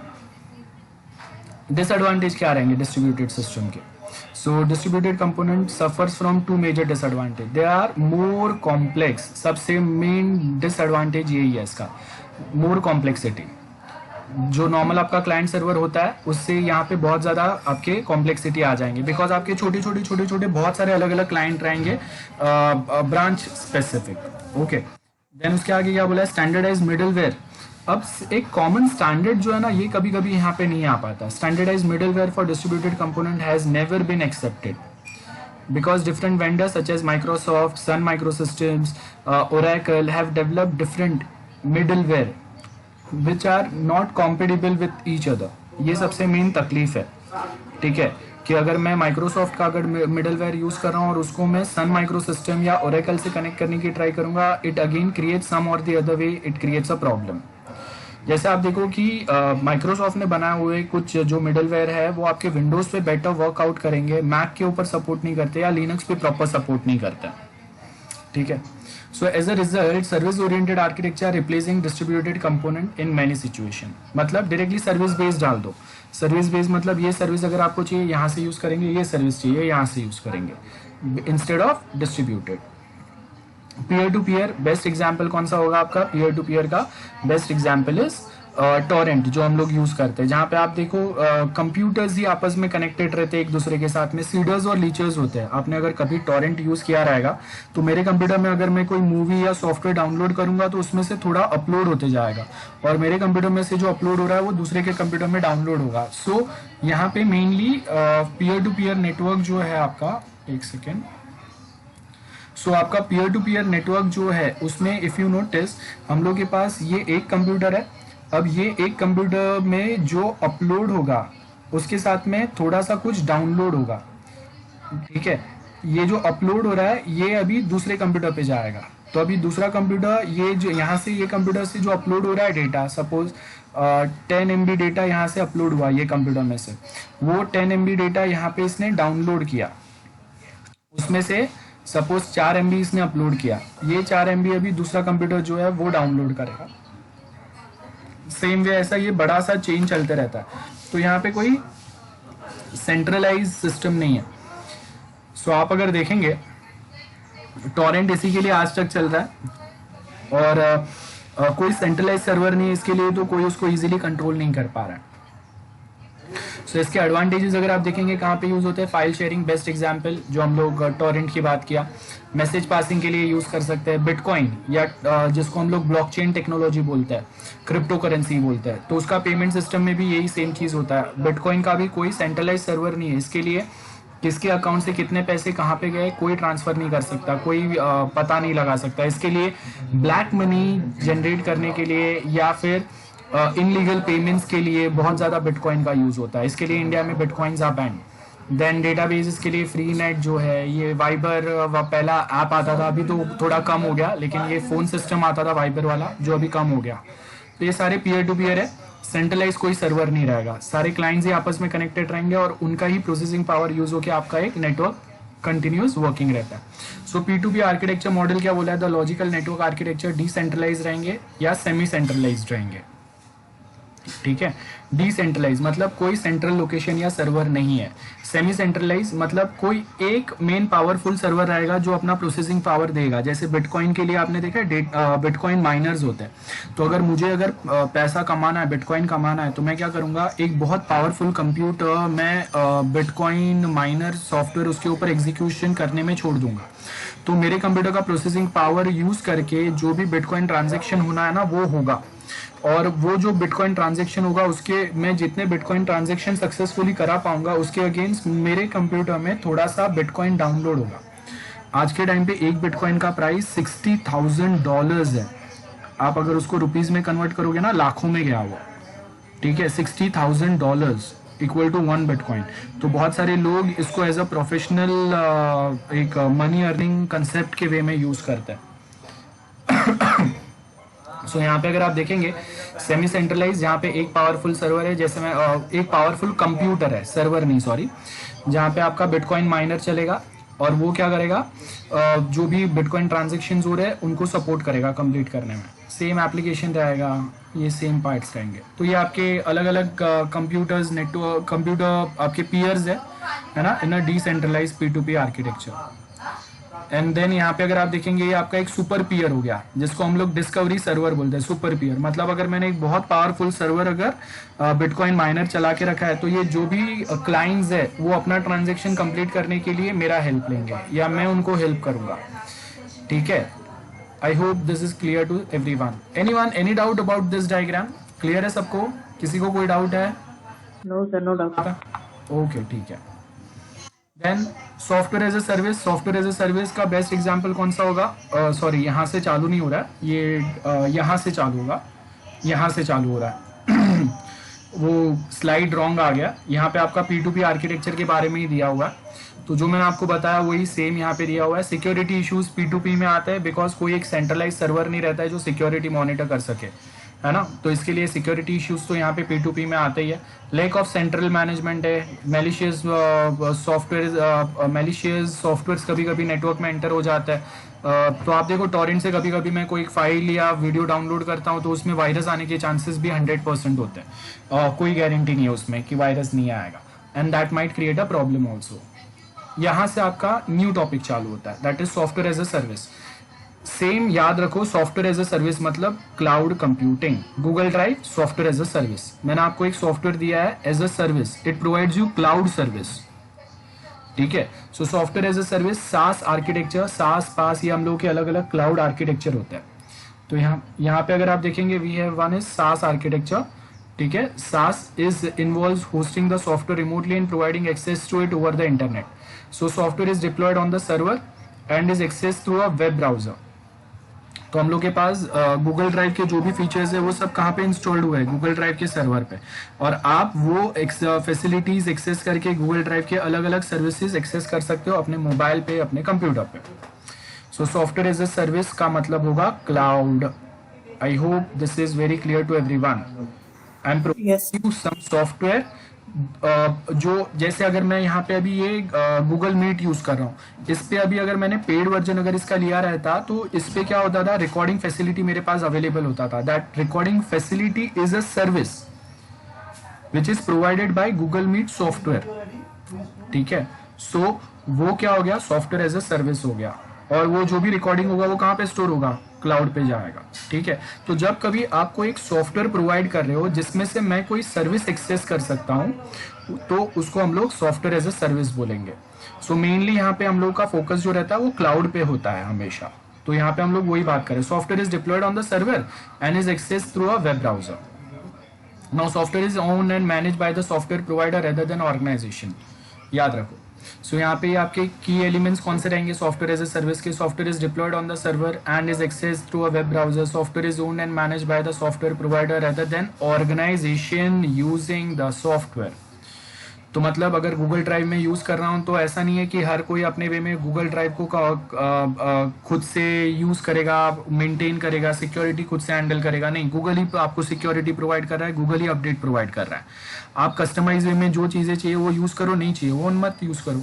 So user पे फॉर द सॉफ्टवेयर, जैसे गूगल मीट है, गूगल ड्राइव है, आई पे फॉर इट, और उसके अगेंस्ट जो उनके पेड के जो भी बेनिफिट्स रहेंगे वो मुझे मिलेंगे। Sometimes software is also coming for free, जैसे गूगल मीट का फिलहाल we are using the free version, तो सारे फंक्शन सारे फैसिलिटीज यहाँ पे अवेलेबल नहीं है, बट जो लिमिटेड है वो हम लोग के लिए इनफ है, तो हम लोग वो यूज कर रहे हैं। और कभी कभी आप जो फ्री वर्जन यूज करते हैं उस पर एडवर्टाइजमेंट्स भी आता है। सॉफ्टवेयर एज ए सर्विस में आपको यहाँ पे क्या बोला है, प्रोवाइडिंग मेनी फंक्शनलिटीज रिमोटली, जहाँ पे क्लाइंट उसको एक्सेस कर सकते हैं। Servers maintains the user data, और वो जब लॉग इन करते हैं तो उनका जो सेशन है वो भी यहाँ पे मेंटेन होता है। सर्विस ओरिएंटेड आर्किटेक्चर क्या बोला, is an approach for structuring a software system as a set of separate stateless services. There may be provided by multiple provider and may be distributed. Now the transactions are short transaction where a service is called and does something that returns a result. So ये आपका difference हो गया, MCQ के लिए याद रखना है, एक बार ध्यान से पढ़ लो ये। सो यहाँ पे अगर आप देखेंगे software as a service and software oriented architecture. Software as a service में आपके ट्रांजेक्शन्स, लॉन्ग ट्रांजेक्शन्स जो है, एडिटिंग का डॉक्यूमेंट, ये सब यहाँ पे पॉसिबल रहेंगे। जैसे गूगल डॉक्स हम लोग यूज करते हैं, गूगल डॉक्स, जहाँ पे multiple people can access it at same point of time. Service oriented architecture is an approach structuring a software system as a set of software stateless services. याद रखो stateless services है, मतलब आपको चाहिए तभी आप यूज करो, है ना, नहीं चाहिए तो मत यूज करो।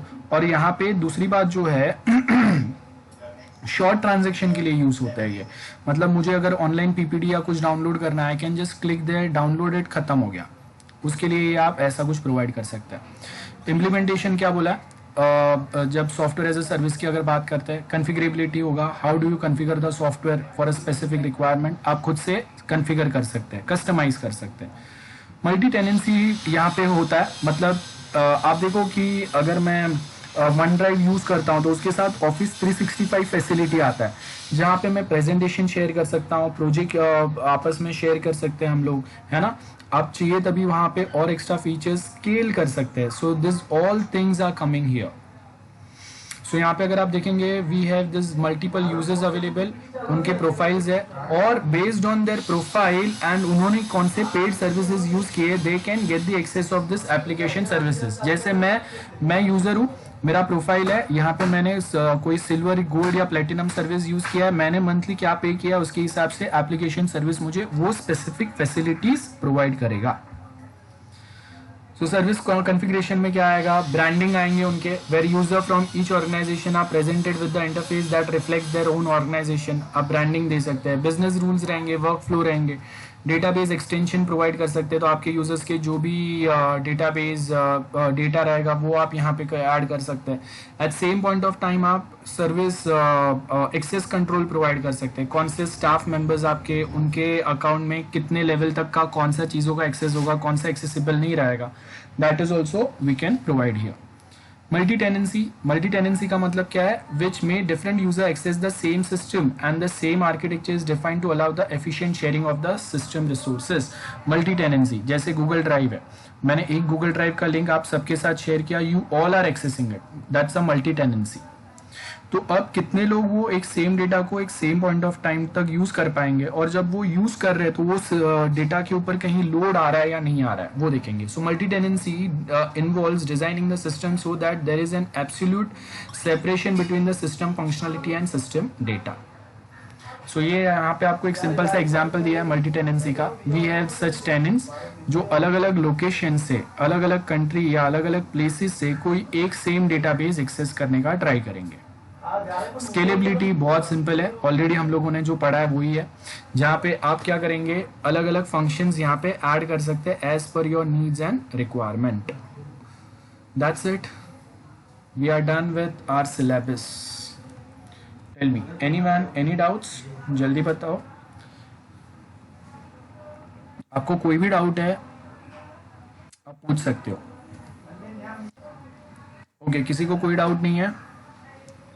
ओके, जो मैंने क्वेश्चन बैंक बोला था वो डमी क्वेश्चन बैंक मैं आज आप सबके साथ शेयर कर दूंगा, क्लासरूम पे अपडेट होगा, ठीक है? तो क्लासरूम से देख लेना। सो जहाँ पे मैंने नोट्स ऐड किया है वहाँ पे मैं अपडेट कर दूंगा, आपको नोटिफिकेशन क्लासरूम का वैसे भी आ ही जाएगा जैसे ही मैं डमी क्वेश्चन बैंक अपडेट करूंगा, ठीक है? Anyone any doubts? भाई धीमे बोल रहे, नीरव।